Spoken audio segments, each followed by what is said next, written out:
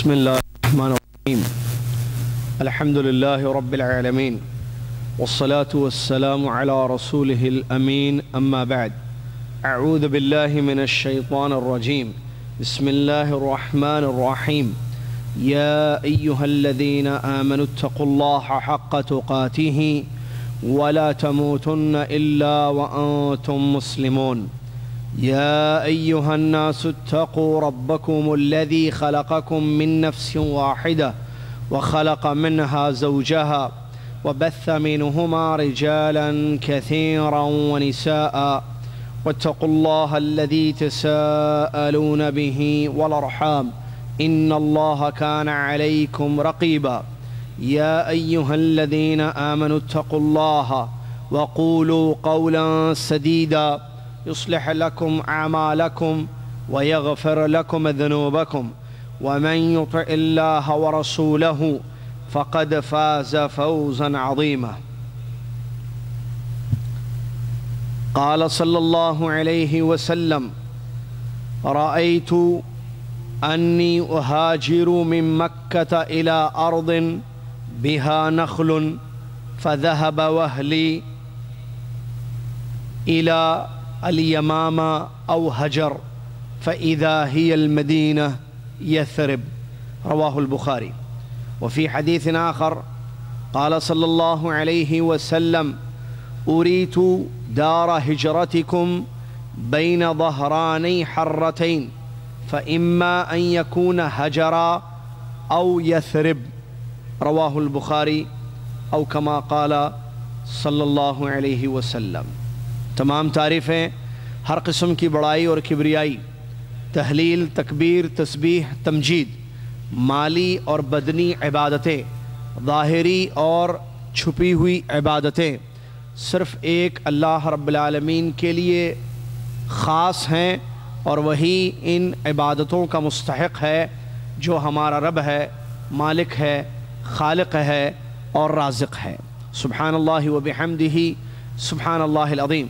اس کے بعد درود و سلام ہو امام الانبیاء محمد الرسول اللہ صلی اللہ علیہ وسلم کی ذات گرامی پر کہ جنہوں نے مکہ میں لوگوں کو توحید کی دعوت دی اور شرک سے ڈرایا، پھر اللہ تبارک و تعالیٰ کے حکم پر عمل کرتے ہوئے مکہ سے مدینہ ہجرت فرمائی اور وہاں بھی اللہ کی توحید کی طرف لوگوں کو دعوت دی. اللہم صلی علی محمد وعلی آل محمد کما صلیت علی ابراہیم وعلی آل ابراہیم انک حمید مجید. اللہم بارک علی محمد وعلی آل محمد کما بارکت علی ابراہیم وعلی آل ابراہیم انک حمید مجید.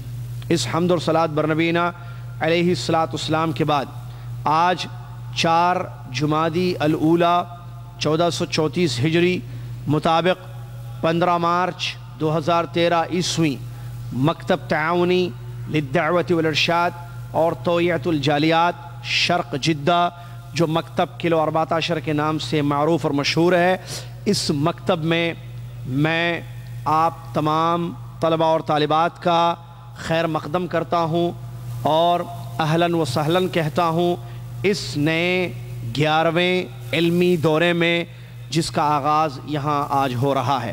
الحمدللہ اللہ تعالیٰ کے فضل و کرم اور اس کی توفیق سے اس مکتب جالیات، مکتب دعویٰ کے تحت پچھلے عرصے میں 10 علمی دورے مختلف موضوعات پر ہو چکے ہیں، جن میں عقیدے کی کتابیں بھی پڑھائی گئیں اور بعض فقہی مسائل پر مبنی جیسا کہ زکوٰۃ کے مسائل، روزے کے مسائل، حج کے مسائل وغیرہ، ان کتابوں پر بھی الحمدللہ علمی دورے یہاں پر ہو چکے ہیں. اور آپ کو میں یہ خوشخبری سناؤں، جو پچھلے 10 علمی دورے یہاں اس مکتب کے تحت ہو چکے ہیں، جس میں بہت سارے طلبہ اور طالبات نے شرکت کی، پڑھا، سمجھا اور امتحانات بھی دیا، اور دعویٰ سینٹر کی جانب سے سرٹیفکیٹس کو بھی حاصل کیا. تو وہ لوگ جو پچھلے ان دوروں میں شریک نہیں ہوئے ہیں یا جدہ میں نہیں رہتے ہیں، دوسرے ممالک میں، دوسرے علاقوں میں رہتے ہیں، ان لوگوں کے لیے ایک ذرّی موقع ایک اچھا موقع ہے علم حاصل کرنے کا اور سمجھنے کا، دین کو، عقیدے کی تعلیم حاصل کرنے کا اور فقہی مسائل کو سیکھنے کا۔ اور وہ یہ کہ ہم نے ایک ویب سائٹ بنائی ہے جو اسلامک اردو کورسز کے نام سے ہے، تو آن لائن الحمدللہ کورسز اس کے ذریعے آپ کر سکتے ہیں جو یہاں پر اس سے پہلے ہو چکے ہیں۔ islamicurducourses.com اس ویب سائٹ کے ذریعے وہ لوگ جنہوں نے پچھلے دوروں میں شرکت نہیں کی ہے ان دوروں میں شریک ہو کر علم حاصل کر سکتے ہیں اور دین کو سمجھ سکتے ہیں، اور انشاءاللہ جو طلبہ اور طالبات شریک ہوں گے اور پڑھیں گے آن لائن کورس تو ان لوگوں کا امتحان بھی ہوگا آن لائن انشاءاللہ، اور اس کے بعد دعوت سینٹر کی جانب سے سرٹیفکیٹ بھی انشاءاللہ ان تک الیکٹرانک سرٹیفکیٹ پہنچائی جائے گی۔ islamicurducourses.com islamicurducourses.com۔ اور واضح رہے کہ ہمارے بعض طلباء نے، اللہ تعالیٰ ان کو جزائے خیر عطا فرمائے، فیس بک پر ایک آفیشیل پیج بنایا ہے جس میں یہ سارے خبریں آپ کو انشاءاللہ تفصیل کے ساتھ ملیں گی کہ کون سا کورس کہاں ہو رہا ہے، دورہ کب ہو رہا ہے، کیا ہو رہا ہے، ہمارے دروس یا دوروں کے بارے میں یا اس کے علاوہ اور بھی مزید علمی باتوں کے بارے میں انشاءاللہ ایک تفصیلی معلومات آپ تک فراہم کی جا سکتی ہیں اگر آپ اس پیج پر جائیں گے جو آفیشیل پیج فیس بک پر بنایا گیا ہے اور جس کی سپیلنگ ہے SHAIKHYASIRAL-JABRI۔ یہ فیس بک پر آفیشیل پیج ہے، یہ اصل بیس ہے ہمارا جس میں جو ہے جس کے ذریعے انشاءاللہ ساری باتیں آپ تک پہنچائی جائیں گی۔ جزاکم اللہ خیر۔ تو میں یہ کہہ رہا تھا کہ اللہ تبارک و تعالیٰ کے فضل و کرم اور اس کی توفیق سے الحمدللہ یہ نیا 11واں علمی دورہ سیرت نبی صلی اللہ علیہ وسلم کے موضوع پر کہ ہم اللہ کے نبی علیہ السلام کی سیرت کی روشنی میں زندگی گزاریں، کچھ اہم اصول ہمیں سیرت کی روشنی میں جو ملیں گے اس پر مشتمل یہ دورہ چل رہا ہے۔ اور آپ کو معلوم ہوگا پچھلا جو دورہ بھی تھا وہ بھی اسی موضوع پر تھا، لیکن اس میں ہم نے مکی دور کو بیان کیا ہے، یعنی ہجرت سے پہلے نبی علیہ السلام کی حیات طیبہ کو ہم نے پڑھا اور اصول معلوم کیے اور انشاءاللہ فائدہ بھی یقیناً ہوا ہوگا۔ اب ہجرت اور ہجرت کے بعد کی اللہ کے نبی علیہ السلام کی زندگی جو آپ کی حیات کا ایک دوسرا اہم پہلو ہے جس کو مدنی زندگی کہا جاتا ہے، تو وہ ہم انشاءاللہ اس دورے میں پڑھیں گے اور اس حصے کو پڑھ کر ہمارے لیے زندگی گزارنے کے کچھ اہم اصول جو معلوم ہوں گے انشاءاللہ وہ بھی آپ تک پہنچائے جائیں گے تاکہ ہم اللہ کے نبی علیہ السلام کی سیرت کی روشنی میں ایک بہترین، ایک اچھی، ایک کامیاب زندگی گزاریں، جو زندگی اللہ تبارک و تعالیٰ چاہتا ہے یا جس زندگی سے اللہ تبارک و تعالیٰ راضی ہوتا ہے۔ اللہ سے دعا ہے اللہ تبارک و تعالیٰ اس موضوع اور اس کے اہداف کو سمجھتے ہوئے ہم کو اس سے استفادہ کرنے کی توفیق عطا فرمائے، اور اللہ تبارک و تعالیٰ علم نافع اور عمل صالح کی بھی ہم سب کو توفیق عطا فرمائے، آمین۔ تو انشاءاللہ آج سے اس علمی 11ویں علمی دورے کا آغاز ہو رہا ہے جو 6 جمعات پر مشتمل ہوگا۔ اس سلسلے کی یہ پہلی کڑی ہے آج، چونکہ ہال میں دوسرے ساتھیوں کا ایک پروگرام منعقد ہے تو انہوں نے ہم سے اجازت طلب کی تو ان کو اجازت دی گئی ہے اس ہال کا استعمال کرنے کے لیے، اسی لیے آج کا یہ پروگرام اس مسجد میں اور ای میل کے ذریعے ذرا تاخیر سے آپ کو بات بتائی گئی ہے۔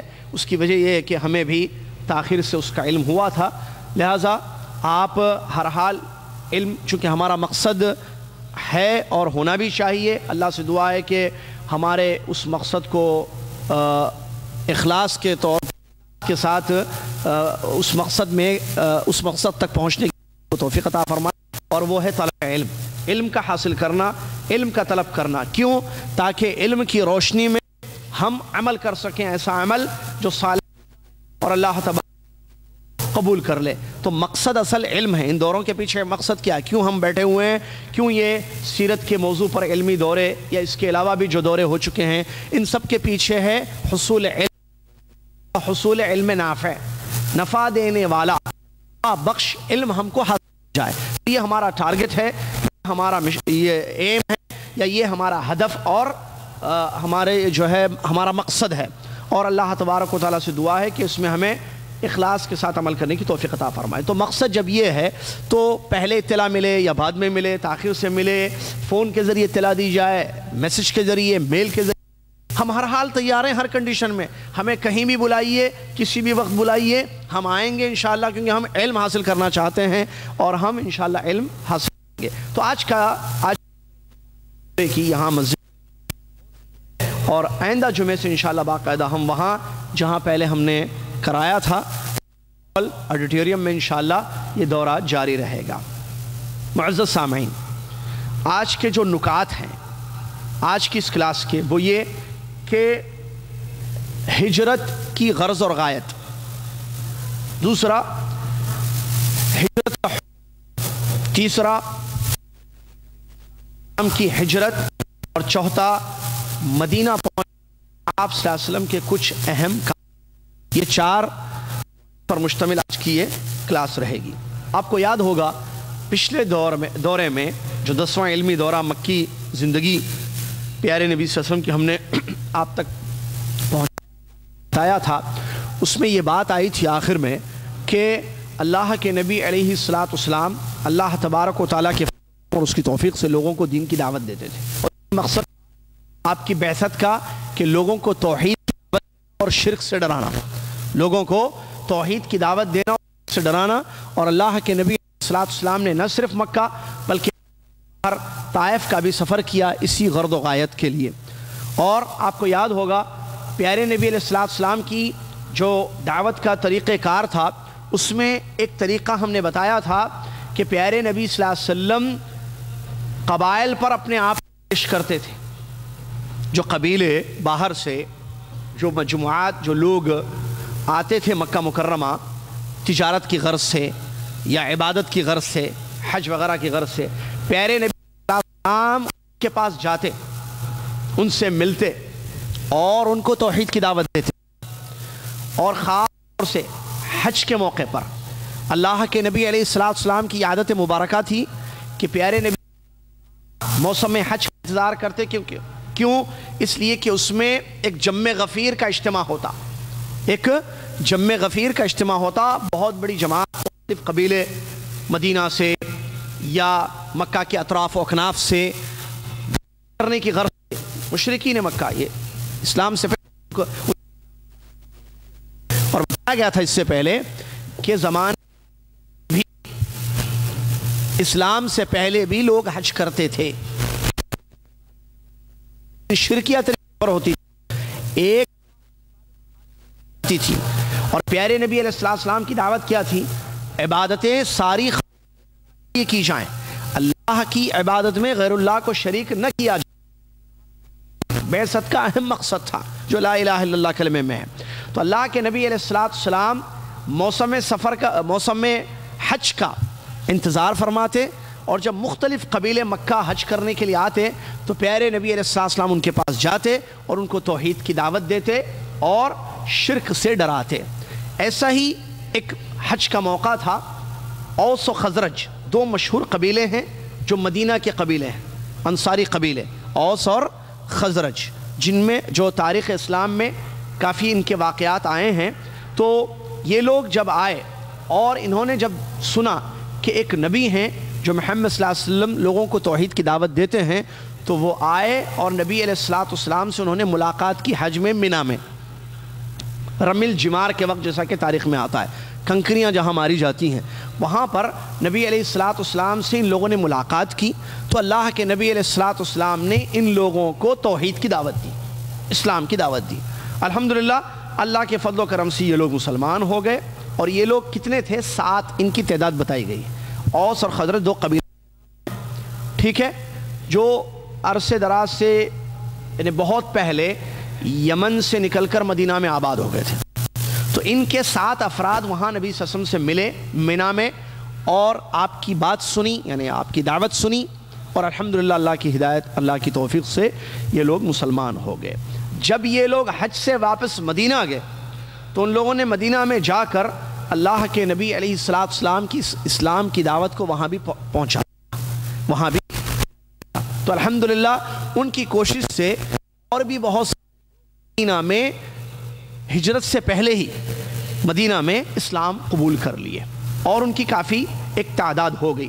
پھر وہ لوگ جب دوبارہ مکہ آئے تو اللہ کے نبی علیہ السلام سے ان لوگوں نے درخواست کی کہ ہمارے پاس بہت سارے لوگ مسلمان ہو چکے ہیں الحمدللہ, اور ہم چاہتے ہیں کہ کوئی آئے مکہ سے جو ہمیں قرآن کی تعلیم دے اور ہمیں دین سکھائے.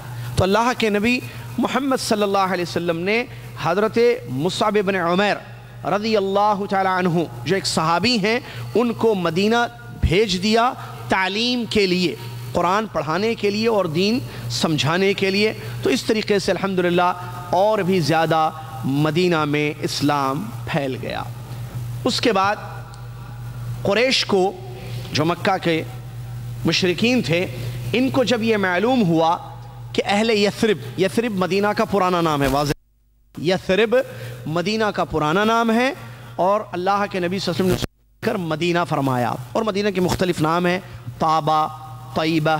طابہ یہ بھی حدیث میں مدینہ کا نام, طیبہ یہ بھی حدیث میں آیا ہے, مدینۃ النبی بھی کہا جاتا ہے اس کو, نبی صلی اللہ علیہ وسلم کا شہر.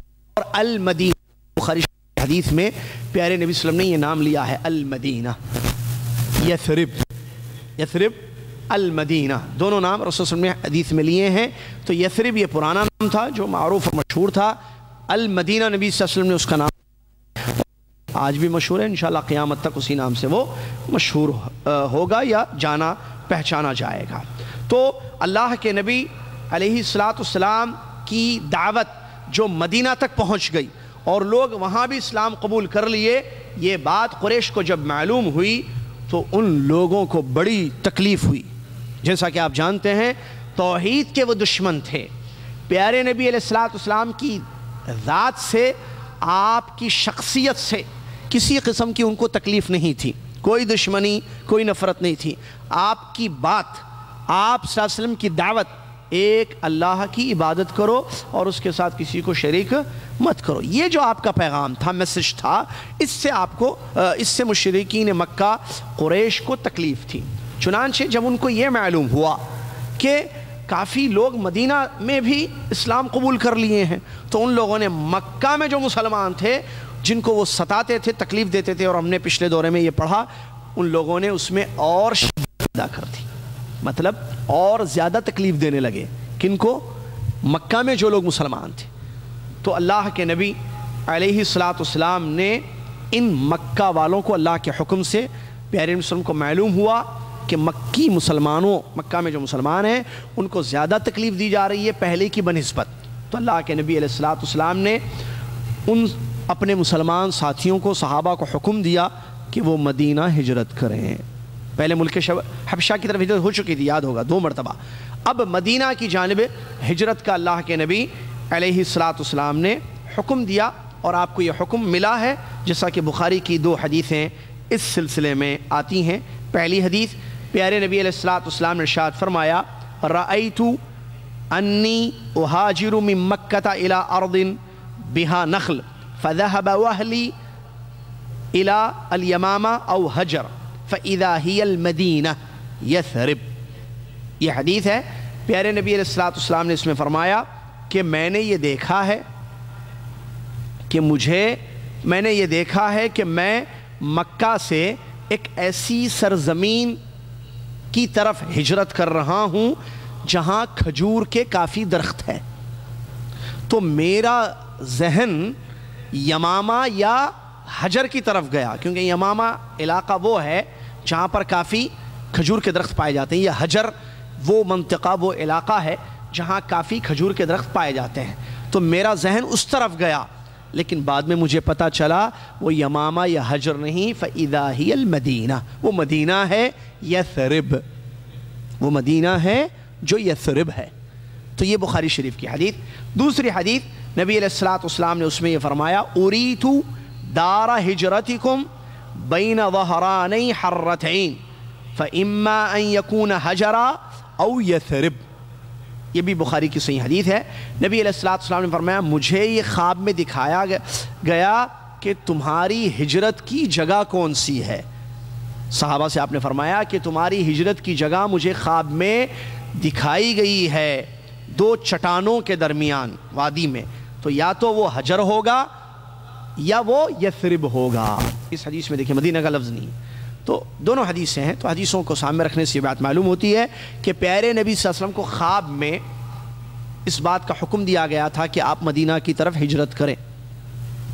اور اس سے پہلے میں نے بتایا، آپ کو یاد ہوگا، انبیاء کے خواب سچے ہوتے ہیں، برحق ہوتے ہیں، ٹھیک ہے۔ خواب میں جو حکم ملتا ہے یہ صرف نبی کو ملتا ہے، نبی کے علاوہ کسی امتی کو خواب میں اللہ تعالیٰ کوئی آرڈر نہیں دے گا۔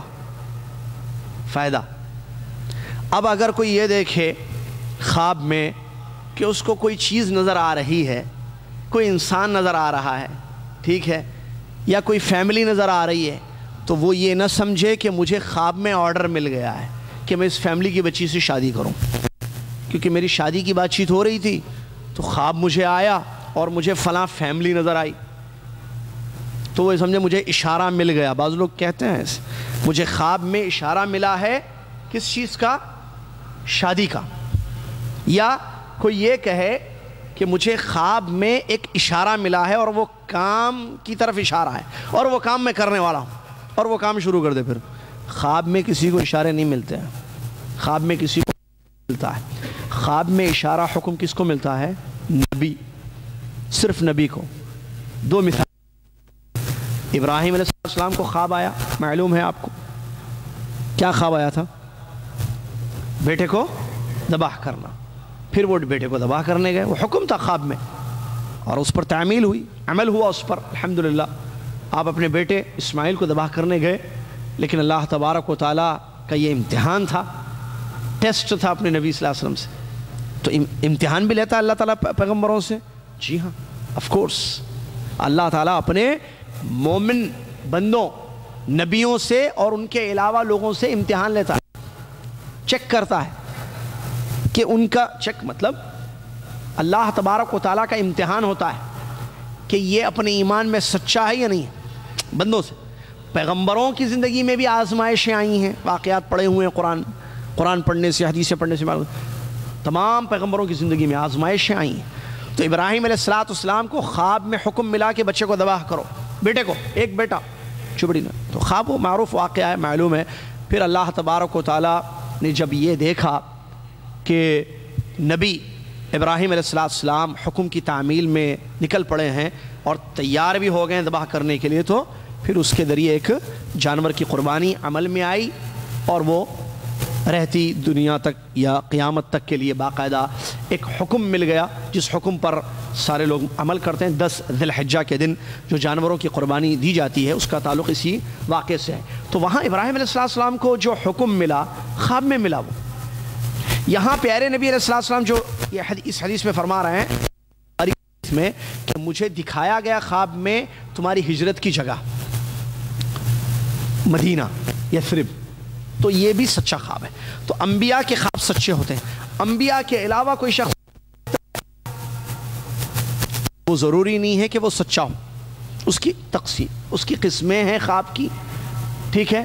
جو ہم نے اسی دعویٰ سینٹر کے تحت ایک لیکچر دیا تھا، اور یوٹیوب پر وہ ملے گا آپ کو، خواب اسلام کی نظر میں، اس موضوع پر میں نے اسی لیے کہا نا، فیس بک پر جو پیج ہے اس پہ جائیں گے تو ساری تفصیلات وہیں پر آپ کو انشاءاللہ مل جائیں گے۔ چلیے، تو اللہ کے نبی علیہ السلام کے علاوہ کسی امتی کی زندگی میں اگر کوئی خواب آتا ہے تو اس میں اشارہ نہیں ملتا ہے۔ کوئی چیز نظر آئے تو یہ نہیں سمجھنا چاہیے کہ اللہ نے اشارہ کیا ہے، اللہ نے حکم دیا ہے مجھے اس بات کا، لہٰذا میں یہ کام کروں گا۔ یہ بات غلط ہے۔ حکم اللہ تبارک و تعالیٰ کو جو دینا تھا بندوں کو، وہ سب کیا کیا اللہ نے؟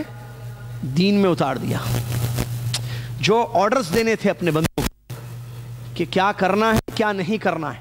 ٹھیک ہے, یہ سارا کس میں ہے؟ دین میں ہے, اسلام. اور دین اتار دیا گیا یا نہیں؟ اتار دیا گیا. اور دین پیارے نبی محمد صلی اللہ علیہ وسلم نے مکمل کمپلیٹ پہنچا دیا یا نہیں پہنچا دیا؟ پہنچا دیا. جو ہم آگے پڑھیں گے انشاءاللہ اسی دورے میں آئے گی وہ چیز. چلیے, تو اللہ کے نبی علیہ الصلوۃ والسلام نے اسی حکم پر عمل کرتے ہوئے صحابہ کو یہ کہا کہ مدینہ کی طرف ہجرت کر کے جائیں. چنانچہ مکہ میں جو مسلمان تھے وہ چپکے مدینہ کی طرف ہجرت کرنے لگے. مختلف الگ الگ جماعتوں میں جو ہے تھوڑے صحابہ مکہ سے نکلتے گئے چھپ کر. البتہ ایک صحابی ہیں جو چھپ کر ہجرت نہیں کیے, علی اعلان کیے. کون ہے وہ؟ عمر ابن الخطاب رضی اللہ عنہ. ایمان دیکھیے ان کا, یہ چھپ کر نہیں بلکہ انہوں نے جو کہا, عربی میں پڑھوں گا, دیکھیے جملے دیکھیں.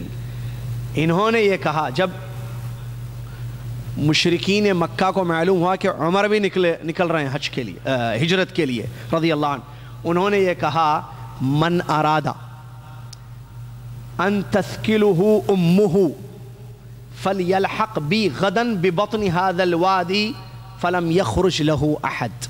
یہ روایت میں آتا ہے.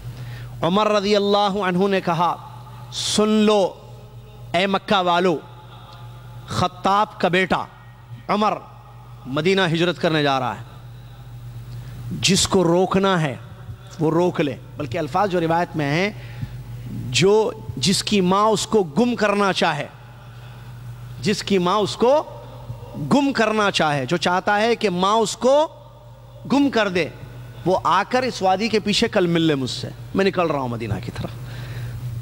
کھلا انہوں نے کہا. کوئی شخص ہمت نہیں کر پایا مشرکین مکہ میں سے, قریش میں سے, کہ وہ عمر کو روک پائے. جانتے تھے عمر کون ہیں اور کیا ہیں اور کیسے ہیں رضی اللہ تعالی عنہ. یہ قوت, یہ بہادری کہاں سے آئی؟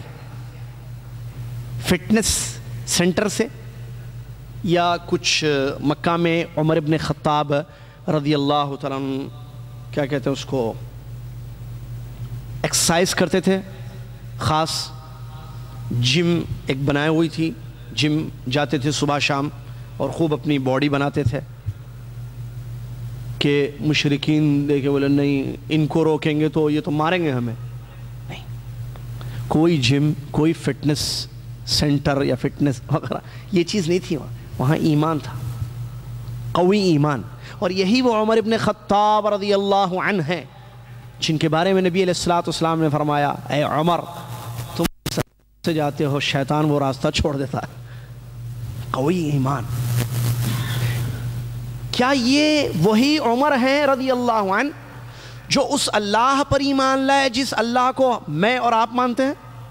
یس, جی ہاں, اسی اللہ پر یہ ایمان لائے تھے جس اللہ پر میرا اور آپ کا ایمان ہے. کیا یہ وہی عمر ابن خطاب رضی اللہ تعالیٰ عنہ ہیں جنہوں نے اشہد ان محمد رسول اللہ پڑھا, محمد صلی اللہ علیہ وسلم کو اللہ کا رسول مانا, اور یہ وہی محمد رسول اللہ ہیں جن پر ہمارا ایمان ہے؟ جی ہاں. ہمارے پاس جو قرآن ہے جس میں الف لام میم ذالک الکتاب لا ریب فیہ اللہ لا الہ الا هو الحی القیوم ہے, قل هو اللہ احد ہے, یہ وہی عمر بھی پڑھتے تھے رضی اللہ عنہ. جی ہاں. کعبہ کی طرف رخ کر کے عمر رضی اللہ عنہ بھی نماز پڑھتے تھے جس خانہ کعبہ کی طرف رخ کر کے میں اور آپ اور آج کا دنیا کا مسلمان نماز پڑھتا ہے. تو اس کا مطلب حضرت عمر رضی اللہ تعالیٰ اور ہم اسی اللہ کو مانتے ہیں, ایک اللہ کو جو خالق اور مالک اور معبود برحق ہے, اور محمد صلی اللہ علیہ وسلم کو مانتے ہیں. قرآن ہمارے پاس, قرآن پڑھتے ہیں اور قبلہ رخ ہو کر نماز پڑھتے ہیں. لیکن ایمان میں بون شاسع, بہت بڑا فرق. تو ایمان ان کا قوی تھا. آج ہمارے لیے اس میں سبق کیا ہے کہ ہم اپنا ایمان مضبوط کریں, قوی کریں. زندگی گزارنے کے لیے اور اچھی زندگی گزارنے کے لیے ضروری ہے ایمان کی تقویت. ایمان قوی. ایمان قوی کیسے ہوا عمر کا رضی اللہ عنہ؟ آسمان سے کوئی چیز آ کر ان کے اندر یہ پاور پیدا کر دی نا، پھر علم سے، نبی صلی اللہ علیہ وسلم کی صحبت سے آج ان کی سیرت ہم پڑھ رہے ہیں، تو ہمارے اندر یہ چینجز کیوں نہ آ رہے ہیں؟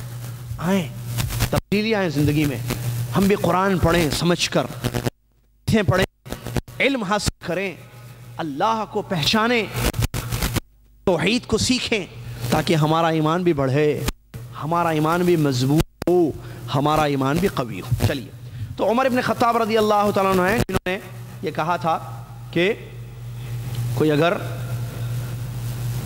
چاہے تو مجھ سے مل لے، میں نکل رہا ہوں مدینہ کی طرف۔ اس کے بعد جب قریش کو اس بات کا علم ہو گیا کہ مدینہ جا کر مسلمان ایک باعزت زندگی گزار رہے ہیں اور کھلم کھلا اللہ کی عبادت کر رہے ہیں، کوئی روک ٹوک نہیں ہے، اور وہاں ایک عزت اور ایک آزاد اللہ تبارک و تعالیٰ کی عبادت کرتے ہوئے زندگی گزار رہے ہیں، اور ابھی ان کے نبی محمد صلی اللہ علیہ وسلم مکہ ہی میں ہیں، سارے لوگ چلے گئے تھے سوائے چند لوگوں کے، چند صحابہ کے 2-3 نام آتے ہیں، اور اللہ کے نبی صلی اللہ علیہ وسلم، اللہ کے نبی صلی اللہ علیہ وسلم، اور ساتھ میں حضرت ابو بکر صدیق، اور ایک 2-3 صحابہ کچھ باقی رہ گئے تھے بس۔ بلکہ بعض روایتوں میں یہ بھی آیا ہے کہ ابو بکر صدیق رضی اللہ تعالیٰ عنہ نے بھی ارادہ کر لیا تھا ہجرت کا، تو نبی علیہ السلام نے ان سے یہ کہا، جب انہوں نے ارادہ ظاہر کیا تو پیارے نبی علیہ السلام نے فرمایا کہ نہیں، ٹھہرو ابو بکر، روکا تھا نبی صلی اللہ علیہ وسلم نے ان کو ہجرت سے، ٹھیک ہے۔ چلیے، قریش کو جب یہ معلوم ہوا کہ کافی مسلمان وہاں نکل چکے ہیں اور نبی ابھی یہیں ہیں، تو ان کو یہ ڈر ہو گیا کہ یہ بھی نکلیں گے، جب مسلمانوں کو یہ بھیج دیے ہیں، اب باقی یہ اور ان کے کچھ 2-3 ساتھی ہیں تو یہ بھی نکلیں گے مکہ سے اور وہاں جائیں گے، تو پھر جو ہے ہمارا کام اور خراب ہو جائے گا، ہمیں جس کا ڈر تھا یا جس کا ڈر ہے وہ اور زیادہ بڑھ جائے گا۔ تو ان لوگوں نے کہا کہ نہیں، کچھ کرنا پڑے گا، کیا کریں؟ دار الندوہ ان مکہ میں، اس ذکر آیا ہے اس سے پہلے بھی اس کا، ان کی میٹنگ ہال تھا، کچھ آپس میں سازش کرنا ہو، میٹنگ کرنی ہو، زمانے جاہلیتی سے کوئی پلاننگ کرنی ہو، کوئی بھی مشورہ کرنا ہو تو وہاں جمع ہوتے تھے دار الندوہ میں۔ تو یہ لوگ دار الندوہ میں جمع ہو گئے کہ پیارے نبی صلی اللہ علیہ وسلم کے بارے میں کوئی اہم سٹیپ ہم اٹھائیں، کیونکہ یہ مدینہ کی طرف یہ بھی جانے والے ہیں، ہجرت کریں۔ تو ان لوگوں نے جو ہے وہاں پلاننگ کی، بیٹھ کر کیا کریں، سب غصے میں تھے، ایک آدمی نے ایک مشورہ دیا۔ کسی نے کہا کہ پیارے نبی صلی اللہ علیہ وسلم کو پکڑ کر قتل کر دو، مسئلہ ختم ہے۔ کوئی ایک آدمی کو مقرر کرتے ہیں، وہ جائے اور محمد صلی اللہ علیہ وسلم کو قتل کر دے۔ تو پھر یہ ہوا، اچھا یہ حدیث سے ثابت ہے ایک بات، ابلیس جو ہے ایک انسانی شکل میں گیا تھا وہاں بھی، ابلیس شیطان ایک انسانی شکل میں گیا تھا وہاں ان کو گمراہی کا راستہ دکھانے کے لیے۔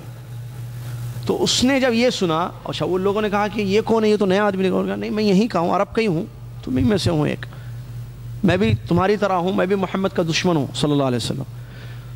تو اس نے جو ہے یہ کہا کہ ایسے نہ کرو، اگر ایک آدمی کو تم بھیجو گے قتل کرنے کے لیے محمد صلی اللہ علیہ وسلم کو، تو وہ قتل کر دے گا، تو پھر اس کو چھوڑیں گے نہیں، بلکہ تم لوگوں کو ان کے لوگ چھوڑیں گے نہیں، کیونکہ وہ سب جو ہے کافی زیادہ جان و مال سے پیارے نبی صلی اللہ علیہ وسلم سے محبت کرتے ہیں، اپنے ماں باپ سے زیادہ ان کے ساتھی ان سے محبت کرتے ہیں۔ جیسے انہیں پتہ چلے گا کہ فلاں آدمی نے جو ہے قتل کیا ہے، تو اس آدمی کے قبیلے والوں کو اس کو نہیں چھوڑیں گے وہ لوگ، تو پھر یہ صحیح نہیں، پھر کیا کریں؟ پھر ایک کوئی دوسری پلاننگ آئے، کسی نے کچھ اور مشورہ دیا، کسی نے، آخر میں ابو جہل نے جو مشورہ دیا وہ اس ابلیس نے پسند کیا۔ ابو جہل کا مشورہ کیا تھا؟ ہم ایسے کرتے ہیں، ہر قبیلے کا ایک شخص ہم تیار کرتے ہیں، ہر قبیلے کا ایک آدمی، ٹھیک ہے، اور ان سب کو ہر قبیلے کے تیار کریں گے، اور یہ لوگ رات میں پیارے نبی صلی اللہ علیہ وسلم کے گھر جائیں گے۔ ان کو پیارے نبی صلی اللہ علیہ وسلم کی زندگی معلوم تھی۔ پیارے نبی صلی اللہ علیہ وسلم کی زندگی کیا تھی؟ رات میں عشاء کے بعد جلدی سوتے تھے ہمارے نبی صلی اللہ علیہ وسلم، ہمارے جیسا نہیں 1-2 بجے تک جگنا، نعوذ باللہ من ذالک، جلدی سوتے تھے پیارے نبی صلی اللہ علیہ وسلم، اور تہجد کے وقت اٹھتے تھے، اور مسجد حرام تشریف لے جاتے تھے، تہجد کی نماز وہاں پڑھتے تھے، پیر میں عبادت کر. ان کو یہ ٹائمنگ وغیرہ نکل جائے یہ معلوم تھا پہلے، اور گھر بھی معلوم تھا. چلیے جہاں لائبریری ہے مکہ میں، تو ان لوگوں نے اس نے یہ مشورہ دیا کہ ان تمام افراد کو تلوار دے کر گھر بھیج دیتے ہیں. پیارے نبی صلی اللہ علیہ وسلم جیسے ہی نکلیں گے ایک ساتھ سارے یہ قبیلے کے نوجوان وار کریں گے، کام ختم ہو جائے گا پیارے نبی صلی اللہ علیہ وسلم. تو کسی ایک نے نہیں کیا، سب نے مارا. تو جب نبی صلی اللہ علیہ وسلم کے قبیلے والے جو ہے بدلے کے لیے آئیں گے تو ہم سب جو ہے اس کے بدلے میں، ایک آدمی نے نہیں مارا، یہ سب مار دیے سب مل کے، تو اس کے بدلے جو ہے ہم کچھ دے کر جو ہے پیسہ دے کر معاملہ صاف کریں گے. ایک مارے گا تو ایک آدمی، ایک قبیلے والا مارے گا تو ڈر ہے کہ بدلہ لیا جائے گا اس قبیلے والے سے. سب اگر شریک ہوں گے تو ایک سے بدلہ نہیں لیا جائے گا، پھر تو ہم دیت دے کر معاملے کو رفع دفع کر دیں گے. تو ابلیس نے کہا یہ سب سے اچھی رائے ہے. چنانچہ ان لوگوں نے ایسے ہی پلاننگ کی کہ رات میں ہم جائیں گے اور جا کر نوجوانوں کو مقرر کریں گے، ہر قبیلے کا ایک آدمی، جتنے قبیلے ہیں قریش کے. اور ایسے ہی ہوا، پیارے نبی علیہ السلام کے گھر ان کو بھیج دیا گیا. اب دیکھیے غیب ہمارے نبی صلی اللہ علیہ وسلم نہیں جانتے، یہ پلاننگ یہ جو ہو رہا ہے. اللہ تبارک و تعالی علیم خبیر ہے. اللہ تبارک و تعالی جس کو بچانا چاہے کوئی اس کو مار نہیں سکتا. ایسا ہے؟ جی ہاں، قرآن حدیث ایسا عقیدہ ہے، ایسا ہونا چاہیے عقیدہ ہمارا. جس کو رب بچانا چاہے اس کو کوئی مار نہیں سکتا ہے. جس کو اللہ تبارک و تعالی برباد کرنا چاہے یا مروانا چاہے اس کو کوئی بچا نہیں سکتا. نفع و نقصان کا مالک کون ہے؟ اللہ تعالیٰ. ایک صحیح حدیث ہے، نبی علیہ السلام نے فرمایا، تم اس بات کو اچھی طریقے سے جان لو کہ پوری کائنات مل کر تمہیں تھوڑا سا فائدہ پہنچانا چاہے، جب تک اللہ نے نہ لکھا ہو اس کو تمہارے لیے، لوگ تمہیں فائدہ پہنچا نہیں سکتے. اور اگر پوری کائنات مل کر تم کو معمولی سا نقصان پہنچانا چاہے اور اللہ نے نہیں چاہا، اللہ نے نہیں لکھا ہے اس کو تمہارے مقدر میں، تو وہ پورا مل کر، پوری امت، پوری دنیا مل کر بھی معمولی سا نقصان یا ضرر تم کو نہیں پہنچا سکتے. یہ تقدیر پر ایمان کیا تقاضا ہے. تو ان لوگوں نے یہ پلاننگ کی. اللہ تبارک و تعالیٰ نے وحی کے ذریعے جبریل علیہ السلام کو بھیج کر پیارے نبی صلی اللہ علیہ وسلم کو اس کی خبر دے دی. پیارے نبی علیہ السلام اس رات اپنے گھر پر تشریف نہیں، پیارے نبی صلی اللہ علیہ وسلم نے رات نہیں گزاری وہ رات، بلکہ اپنے چچازاد بھائی حضرت علی رضی اللہ تعالیٰ عنہ کو حکم دیا کہ وہ ان کے بستر پر سو جائیں، اور یہ بھی فرمایا کہ وہ تمہارا کچھ نہیں بگاڑیں گے، وہ تمہیں نہیں ماریں گے، تمہیں کچھ نہیں کریں گے، تم سو جاؤ. چنانچہ علی ابن ابی طالب رضی اللہ تعالیٰ عنہ اللہ کے نبی صلی اللہ علیہ وسلم کے حکم پر آپ کے گھر، آپ کے بستر پر سو گئے، اور نبی صلی اللہ علیہ وسلم وہاں سے نکل گئے رات میں. اچھا، پیارے نبی صلی اللہ علیہ وسلم جب نکلے تو جیسا کہ سیرت میں یہ بات لکھی ہوئی ہے، بلکہ اس سے پہلے ایک آیت پڑھوں میں جس میں اللہ تبارک و تعالیٰ نے سورہ انفال میں یہ اس کی خبر دی ہے ان لوگوں نے جو پلاننگ کی تھی قتل کرنے کی، اور اللہ تبارک و تعالیٰ نے اس کے بدلے جو ہے ہمارے نبی صلی اللہ علیہ وسلم کو جو بچا لیا، اس کی طرف اشارہ ہے. سورہ انفال میں اللہ تعالیٰ نے فرمایا وَإِذْ يَمْكُرُ بِكَ الَّذِينَ كَفَرُوا لِيُثْبِتُوكَ أَوْ يَقْتُلُوكَ أَوْ يُخْرِجُوكَ وَيَمْكُرُونَ وَيَمْكُرُ اللَّهُ وَاللَّهُ خَيْرُ الْمَاكِرِينَ. یہ سورہ انفال کی آیت ہے. اللہ کے نبی صلی اللہ علیہ وسلم کے بارے میں اللہ تعالیٰ نے فرمایا وہ لوگ جنہوں نے کفر کیا، یعنی قریش کافر، وہ لوگ چال سازی کر رہے ہیں، مکر کر رہے ہیں، چال چل رہے ہیں. کس لیے؟ تاکہ آپ کو قید کر لیا جائے، یا آپ کو قتل کر دیا جائے، یا آپ کو نکال دیا جائے. وَيَمْكُرُونَ، اور وہ مکر کر رہے ہیں، چال بازیاں کر رہے ہیں. وَيَمْكُرُ اللَّهُ، اور اللہ تبارک و تعالیٰ ان کے مکر کا جواب دے رہا ہے، ان کی چال کا جواب دے رہا ہے. واللہ خیر الماکرین، اور اللہ تبارک و تعالیٰ بہترین کام کرنے والا ہے. تو یہ آیت میں اسی کی طرف اشارہ ہے. ٹھیک ہے، تو اللہ کے نبی علیہ السلام وہاں سے نکل گئے اور علی رضی اللہ تعالیٰ کو وہاں پر اپنے بستر پر سلا دیا. اور نبی صلی اللہ علیہ وسلم جب نکلے، روایتوں میں آتا ہے کہ وہ لوگ وہاں تھے، اس وقت پہنچے ہوئے تھے، رات میں نکلے نبی صلی اللہ علیہ وسلم، لیکن نبی صلی اللہ علیہ وسلم کو وہ دیکھ نہیں پائے. کیوں؟ کیونکہ اللہ تبارک و تعالیٰ نے ان کی آنکھوں پر پردہ ڈال دیا. دیکھیں، اللہ جس کو بچانا چاہے، میں نے کہا نا، اس کو کوئی مار نہیں سکتا. پیارے نبی صلی اللہ علیہ وسلم جب نکلے اپنے گھر سے وہاں موجود جو تلوار پکڑے ہوئے تیار پیارے نبی صلی اللہ علیہ وسلم کا انتظار کر رہے تھے کہ رات میں یہ نکلیں گے تہجد کے وقت تو قتل کر دیں گے، تو اس سے پہلے ہی پیارے نبی صلی اللہ علیہ وسلم نکل گئے حضرت علی کو آ کر بستر پر، ٹھیک ہے. تو جب نکلے نبی صلی اللہ علیہ وسلم وہ لوگ نہیں دیکھ پائے، اللہ تبارک و تعالیٰ نے ان کی آنکھوں پر پردہ ڈال دیا اور وہ وہاں سے پیارے نبی صلی اللہ علیہ وسلم نکل گئے. پھر جب صبح ہوئی تو ان لوگوں نے دیکھا تو حضرت علی ہیں. کون ہے؟ حضرت علی ہیں، پیارے نبی صلی اللہ علیہ وسلم نہیں ہیں. علی رضی اللہ عنہ کو پکڑا ان لوگوں نے اور قریش کے پاس لے گئے. تو علی رضی اللہ عنہ سے پوچھا کہ کہاں ہیں تمہارے نبی محمد؟ انہوں نے کہا مجھے نہیں معلوم، کہاں گئے ہیں مجھے نہیں معلوم. تو ان لوگوں نے چھوڑ دیا کیونکہ ان کے پلان کے حساب سے پیارے نبی صلی اللہ علیہ وسلم کا قتل تھا، نعوذ باللہ من ذالک، علی کا نہیں تھا، تو چھوڑ دیا علی کو. پھر اللہ کے نبی صلی اللہ علیہ وسلم کے گھر گئے اور وہاں جا کر پوچھا کہ ان کی بیٹی، اللہ کے نبی صلی اللہ علیہ وسلم کی بیٹی حضرت اسماء رضی اللہ عنہ، جو پیارے نبی صلی اللہ علیہ وسلم کے حضرت اسماء سے نہیں، ابو بکر صدیق رضی اللہ عنہ کے گھر گئے. وہاں جا کر پوچھا کہ نبی صلی اللہ علیہ وسلم کہاں ہیں، حضرت اسماء سے پوچھا تو انہوں نے بھی یہ کہا کہ مجھے نہیں معلوم ہے. تو پھر وہ تلاش میں لگ گئے اور ان لوگوں نے سمجھ لیا کہ پیارے نبی صلی اللہ علیہ وسلم کہیں چھپے ہوئے ہیں اور چھپ کر مدینہ کی طرف نکلنے کی شاید پلاننگ کر چکے ہیں. اب وہ تلاش جاری ہو گئی، ڈھونڈنا شروع ہو گیا اور ان لوگوں نے کہا کہ ہم ایک پلاننگ کی، وہ یہ ہے کہ جو شخص محمد صلی اللہ علیہ وسلم کو زندہ نعوذ باللہ من ذالک یا مردہ پکڑ کر لائے گا اس کو انعام دیا جائے گا 100 اونٹ. اس زمانے میں سب سے قیمتی شے تھی.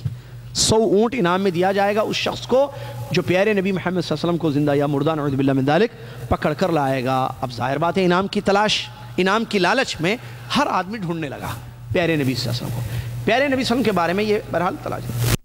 دوسرا دن تھا، صبح کا دن. ابو بکر صدیق رضی اللہ عنہ کے گھر گئے نبی صلی اللہ علیہ وسلم، ٹھیک ہے. ظہر کا وقت تھا، جو عام طور پر ظہر کے وقت اللہ کے نبی محمد صلی اللہ علیہ وسلم اپنے گھر سے نہیں نکلتے تھے.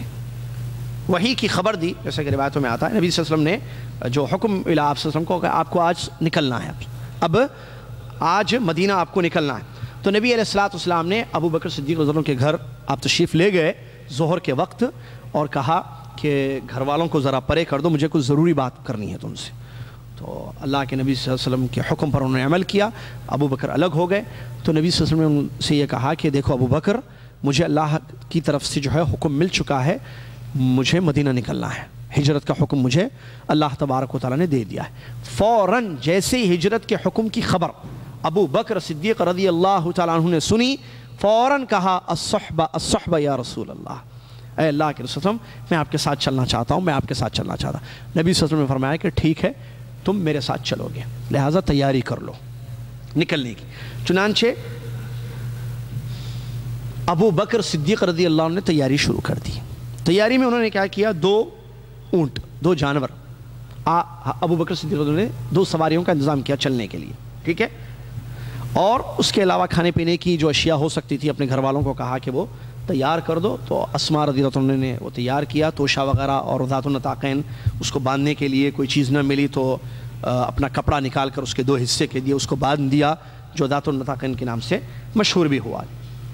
پھر ایک جو مکہ سے مدینہ جانے کا معروف راستہ جو تو سب کو معلوم تھا، قریش کو بھی معلوم تھا، ابو بکر صدیق رضی اللہ عنہ کو بھی معلوم تھا. تو ڈر اس بات کا تھا کہ اگر اس راستے سے جائیں گے جو معروف راستہ ہے مکہ اور مدینہ کا روڈ، اس روڈ سے جائیں گے تو پکڑ لیں گے قریش آ کر. تو پھر کیا کیا جائے؟ کوئی دوسرا راستہ جو چھپا ہوا راستہ ہے اس راستے سے نکلیں گے. تو اب وہ راستہ کس کو معلوم؟ ابو بکر صدیق کو نہیں معلوم. اور کون سے راستے ہیں؟ تو ایک شخص تھا عبداللہ بن اریقط جو مشرک تھا. یہ شخص مکہ کا معروف انسان تھا، راستوں کا علم، گائیڈ تھا، یہ بہت بڑا. اس کو پورے راستے معلوم تھے، مکہ سے کون سی گلی، کون سا راستہ جو ہے مکہ سے باہر نکلتا ہے، ٹھیک ہے، مدینہ کی طرف. تو ابو بکر صدیق رضی اللہ تعالیٰ نے اس سے بات کی، عبداللہ سے کہا کہ آج سے برابر 3 دن کے بعد غار ثور میں ہم سے ملنا تم، ٹھیک ہے، اور ہم کو یہاں غار سے مدینہ لے جانا، یہ تمہارا کام ہے، اور اس کے بدلے ہم تم کو پیسہ دیں گے. تو وہ خوش ہو گیا، انہوں نے کہا ٹھیک ہے میں آ جاؤں گا. کب آنا ہے؟ کب لے جانا ہے آپ لوگوں کو؟ 3 دن کے بعد. کہاں؟ غار پر آنا. غار ثور معروف جگہ تھی، وہاں پر آ جاؤ ہم تیار رہیں گے، ہمیں لے کر تم مدینہ چلنا۔ اور شریف کی میں یہ بات ہے کہ اجرت پر اس کو مدینہ لے جانے کے لیے تیار کر لیا ابو بکر صدیق رضی اللہ۔ اس کے بعد اللہ کے نبی صلی اللہ علیہ وسلم، اچھا اس میں کہ نبی جو ابو بکر صدیق اور اللہ کے نبی صلی اللہ علیہ وسلم جو ہجرت کا ارادہ کر چکے ہیں یا اللہ کے حکم پر یہ جو عمل ہو رہا ہے، اس کی خبر سوائے حضرت علی رضی اللہ تعالیٰ عنہ اور ابو بکر صدیق رضی اللہ عنہ کے جو گھر والے تھے، عائشہ رضی اللہ تعالیٰ عنہ، اسماء رضی اللہ تعالیٰ عنہ، ان کے علاوہ کسی اور کو یہ بات معلوم نہیں تھی۔ چلیے، چنانچہ ابو بکر صدیق رضی اللہ تعالیٰ عنہ اور اللہ کے نبی محمد صلی اللہ علیہ وسلم غار ثور میں جا کر چھپ گئے، اور جانے سے پہلے بڑے اچھا واقعہ ہے ہجرت کا، یہ رات کا غار کا بھی بڑا اہم واقعہ ہے۔ وہ واقعہ یہ ہے کہ غار میں داخل ہونے سے پہلے اللہ کے نبی صلی اللہ علیہ وسلم ابو بکر صدیق رضی اللہ عنہ پہلے داخل ہو گئے چیک کرنے کے لیے اندر کہ کوئی تکلیف دہ چیز تو نہیں ہے غار میں، کیونکہ 3 راتیں گزار رہے ہیں وہاں پر، اس کے بعد نکلنا ہے مدینہ کے لیے۔ تو غار میں جا کر ابو بکر صدیق رضی اللہ عنہ نے جو سوراخ تھے اس کو بند کر دیا۔ کیسے؟ اپنے تہبند جو آپ کا کپڑا تھا اس کو پھاڑ کر ان راستوں کو بند کر دیا تاکہ کوئی تکلیف دہ جانور، سانپ، بچھو وغیرہ جو ہوتے ہیں، کوئی آ کر تکلیف نہ دے، ہمیں کاٹے نہیں۔ لیکن ایک سوراخ باقی رہ گیا تھا، تو ابو بکر صدیق رضی اللہ عنہ نے وہاں اپنا پیر رکھ دیا اور نبی صلی اللہ علیہ وسلم کو کہا کہ تشریف لائیے آپ۔ پیر میں باہر کھڑے ہوئے تھے، سبحان اللہ، کتنی فکر تھی اللہ کے نبی صلی اللہ علیہ وسلم کی حضرت ابو بکر کو۔ پیارے نبی صلی اللہ علیہ وسلم تشریف لائے اور ابو بکر صدیق رضی اللہ عنہ کی گود میں آپ لیٹ گئے۔ اللہ اکبر۔ اس کے بعد ایک واقعہ حدیث سے ثابت ہے، ایک کوئی تکلیف دہ جانور، مودی جانور، کوئی زہریلی چیز ابو بکر صدیق رضی اللہ عنہ کے پیر کو کاٹ دی، اب وہ کاٹنے سے تکلیف بڑھ گئی آپ کو، اور رسول اللہ صلی اللہ علیہ وسلم، پیارے نبی صلی اللہ علیہ وسلم تھکے ہوئے تھے، آپ آرام فرما رہے تھے، سو رہے تھے، تو ابو بکر صدیق رضی اللہ عنہ اس کو برداشت کر رہے تھے، اس تکلیف کو جو پیر میں، کیونکہ پیر ہٹائیں گے تو وہاں سے اور کوئی چیز آنے کا خطرہ ہے نا اس سوراخ سے، تو اس سوراخ پر پیر رکھ دیا اور وہاں پر کوئی کسی چیز نے کاٹ بھی دیا، اور اس کی وجہ سے جو ہے آپ کو شدت سے تکلیف ہو رہی تھی، آپ صبر کر رہے تھے، لیکن انسان تھے بہرحال ابو بکر صدیق رضی اللہ تعالیٰ عنہ، آنسو نکل گئے تکلیف سے۔ وہ آنسو پیارے نبی علیہ السلام کے مبارک چہرے پر پڑے، جیسے ہی پڑے پیارے نبی صلی اللہ علیہ وسلم کی آنکھ کھل گئی۔ اللہ اکبر۔ پیارے نبی صلی اللہ علیہ وسلم نے حضرت ابو بکر صدیق رضی اللہ عنہ کو روتے ہوئے دیکھ کر کہا، کیا ہوا ابو بکر، خیر کیا ہوا؟ کہا کہ نہیں، ایسے سے مسئلہ ہو گیا۔ واقعہ بتایا انہوں نے، سوراخ پر میں نے پیر جو رکھا تھا کسی چیز نے آ کر کاٹ دیا ہے وہاں پر، اور اس کی وجہ سے مجھے بہت تکلیف ہو رہی ہے۔ تو نبی علیہ السلام نے اپنا لعاب مبارک اس جگہ پر لگا دیا اور آپ کی تکلیف ختم ہو گئی، ابو بکر صدیق رضی اللہ عنہ کی تکلیف ختم ہو گئی۔ اچھا، اب ابو بکر صدیق رضی اللہ عنہ اللہ کے نبی علیہ السلام غار میں ہیں چھپے ہوئے، اب ان کے کھانے پینے کا انتظام، ابو بکر صدیق رضی اللہ عنہ کے گھر والے، دیکھیں کیسی قربانیاں دی اسلام کے لیے، اللہ اکبر۔ ابو بکر صدیق رضی اللہ عنہ کے گھر والے، ابو بکر صدیق رضی اللہ عنہ کا بیٹا عبداللہ جن کا نام، ان کی یہ ڈیوٹی تھی، ڈیوٹی کیا ہے، ذمہ داری تھی کہ وہ گھر سے چیزیں تیار کر کے کھانے پینے کی لے کر آئیں شام میں اور ان کو دیں، یہ لوگ کھاتے پیتے، ابو بکر صدیق رضی اللہ عنہ اور اللہ کے نبی محمد صلی اللہ علیہ وسلم، اور یہ تقریباً رات کے آخری حصے تک عبداللہ ابن ابی بکر صدیق رضی اللہ تعالیٰ عنہما وہاں رہتے، اور فجر سے پہلے پہلے نکل کر مکہ آ جاتے تاکہ ان لوگوں کو شک نہ ہو۔ اب وہ مکہ کے قریش سمجھتے کہ یہ لوگ یہی ہیں، عبداللہ کو دیکھ کر شک نہ ہو۔ چلی یہی معاملہ ہوا۔ اچھا، اس میں ایک واقعہ بھی آتا ہے کہ ایک ابو بکر صدیق رضی اللہ عنہ کا غلام عامر بن فہیرہ بکریاں چراتا تھا، تو اس کو عبداللہ نے یہ کہا کہ تم دودھ لے کر ابا جان ابو بکر صدیق رضی اللہ عنہ اور پیارے نبی صلی اللہ علیہ وسلم کے پاس جاؤ غار میں اور ان کو پلاؤ۔ تو وہ عامر بن فہیرہ جو ابو بکر صدیق رضی اللہ عنہ کا غلام تھا، وہ دودھ لا کر بکریوں کا پیارے نبی صلی اللہ علیہ وسلم اور حضرت ابو بکر صدیق رضی اللہ عنہ کو 3 رات تک وہاں غار میں پلاتا تھا۔ چلیے اس کے بعد جب 3 رات ختم ہوا یا 3 راتیں ختم ہو گئی، اس کے بعد جو ہے اگلی صبح جو کہ جمعرات ربیع الاول کی پہلی تاریخ تھی، اس دن اللہ کے نبی صلی اللہ علیہ وسلم کو اور ابو بکر صدیق رضی اللہ عنہ کو مدینہ کی طرف نکلنا تھا ہجرت۔ اس سے پہلے یہ لوگ ڈھونڈتے اب ظاہر بات یہ لوگ ڈھونڈ رہے ہیں نا، یہاں یہ لوگ مکہ والے ڈھونڈ رہے ہیں پیارے نبی صلی اللہ علیہ وسلم کو، تو ڈھونڈتے یہ لوگ غار تک بھی پہنچ گئے۔ وہاں بھی ایک بڑا واقعہ ہے مشہور، قرآن کی آیت اتری ہے اس سلسلے میں۔ غار تک پہنچ گئے، غار تک پہنچنے کے بعد ان لوگوں نے یہ کہا کہ ہو سکتا ہے اس کے اندر ہو، اس کے اندر جو ہے یہ لوگ چھپے ہوئے ہوں۔ تو پھر کسی نے کہا نہیں ایسے نہیں ہو سکتا ہے، غار کے اندر کیسے ہو سکتا نہیں ہے۔ وہ لوگ چلے گئے وہاں سے واپس۔ یہاں 2 واقعات ہیں، ایک واقعہ صحیح ہے، ایک واقعہ صحیح نہیں ہے۔ جو واقعہ صحیح نہیں ہے وہ یہ ہے کہ ان لوگوں نے مشرکین مکہ قریش نے غار کے منہ پر کیا ہے وہ مکڑی کی جالی دیکھی، تو ان لوگوں نے کہا کہ اگر یہ لوگ اندر گئے ہیں تو واقعہ ایک آتا ہے تو یہ مکڑی کی جالی کیسے ہو سکتی ہے یہاں؟ غلط۔ تو یہ واقعہ تحقیق کے بعد پتہ چلا ہے کہ صحیح نہیں ہے،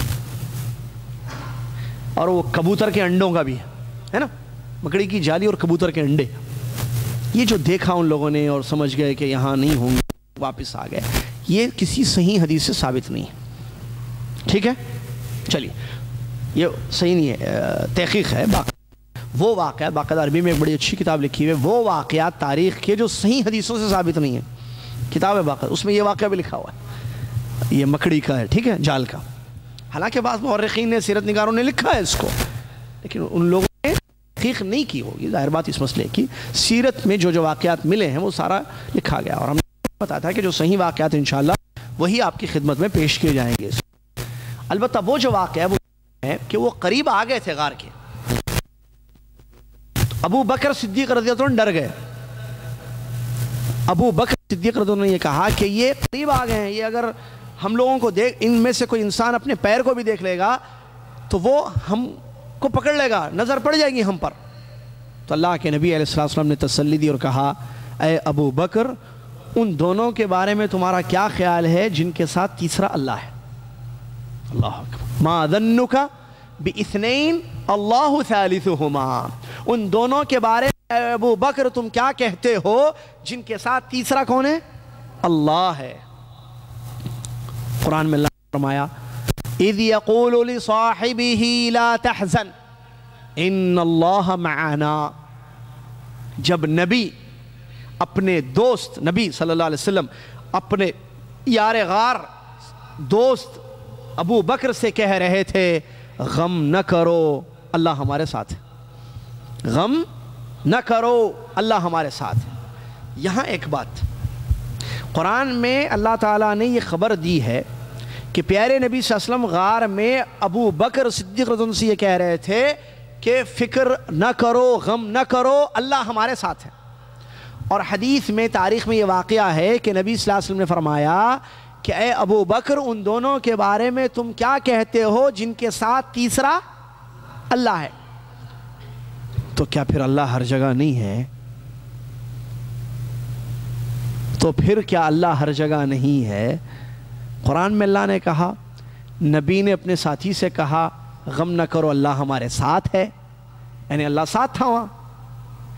حدیث میں رسول اللہ صلی اللہ علیہ وسلم فرما رہے ہیں کہ اے ابو بکر، ان دونوں کے بارے میں تم کیا کہتے ہو تیسرا جن کے ساتھ اللہ؟ تو اللہ ہر جگہ ہے اس کا مطلب۔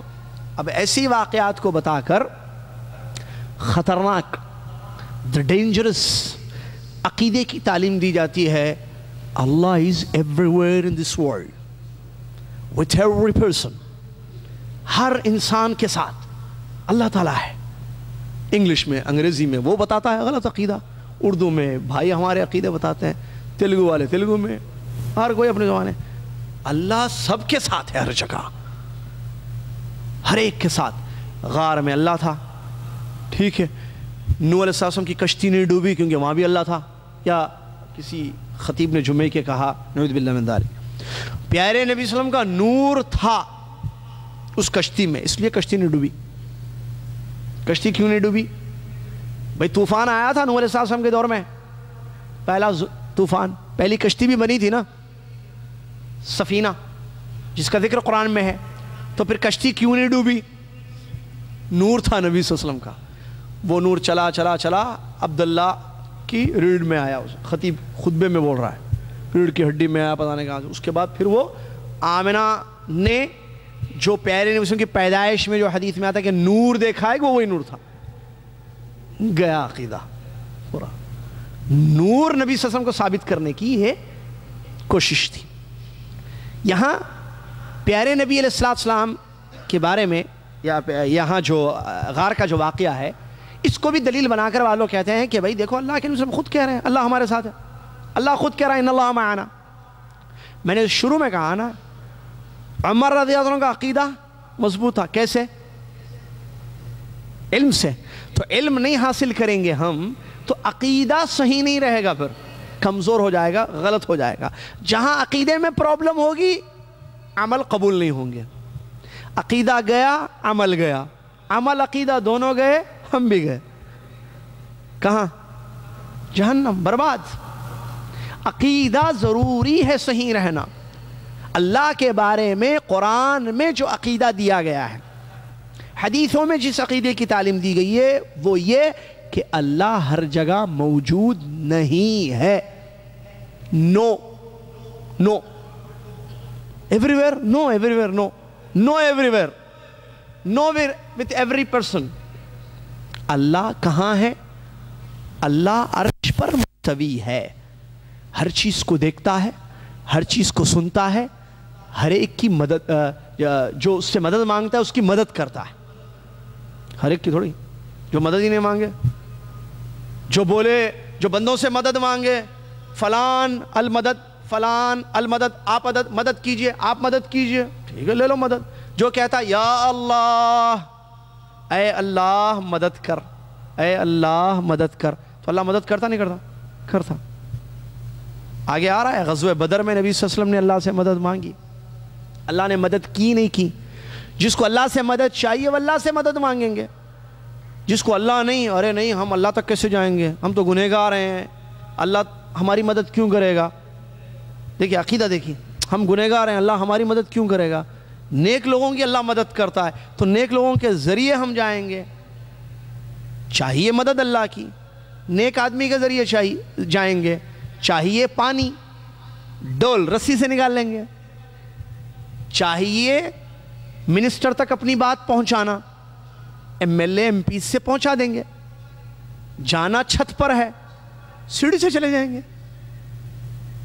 ہے نا؟ سمجھ رہے ہیں؟ یہ مثالیں ہیں دیتے ہیں۔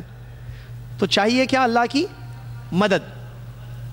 تو ہم گنہگار ہیں، پانی آ جاتا گھر میں بغیر رسی ڈول کے، سمجھ رہے ہیں؟ اشارے کر رہا ہوں میں، چھت پر ایسی چلے جاتے بغیر سیڑھی کے۔ کسی بڑے انسان تک اپنی بات پہنچانی ہے، اپنی شکایت، تو سیکریٹری کو پکڑنا پڑے گا، M L A MPs وغیرہ کو پکڑ کے اوپر تک جانا پڑے گا، ایسی چلے جائیں گے پی ایم تک، سی ایم تک نہیں جائیں گے نا بھائی، پھر اوپر ایسی چلے آتے۔ اللہ سن لیتا ہے ایسی۔ اب میں دوسرے الفاظ میں بتاؤں، دوسرے الفاظ میں، ان کے الفاظ نہیں، اب ہمارے الفاظ۔ اللہ نہیں سنتا، اللہ ہماری آواز سنتا ہے ایسی پکاریں گے تو۔ میں گنہگار ہوں، اللہ تعالیٰ سے مدد مانگتا ہوں، اللہ مدد کرے گا میری۔ اللہ گنہگاروں کی بھی سنتا، اللہ گناہوں کو بخشتا، ہمارے دل میں کیا ہے اللہ جانتا۔ اللہ محتاج نہیں ہے واسطے کا، پانی، چھت، منسٹر کے ذریعے، جیسے پانی آ جاتا گھر میں، نہیں آتا، اللہ ہمارا سن لیتا ایسی؟ نہیں، محتاج ہے اللہ، نعوذ باللہ من ذالک۔ اللہ کو ضرورت ہے۔ کیا بولنا چاہ رہے بھائی؟ واٹ یو وانٹ ٹو سے؟ کیا بولنا چاہ رہے، کیا بتانا چاہ رہے؟ واسطہ ضروری ہے، بغیر واسطوں کے نہیں سنتا اللہ۔ کیا مثالیں کیے، کیا ہے مثالیں؟ اللہ قرآن میں کہتا ہے فلا تضربوا للہ الامثال، اللہ کو مثال مت دو۔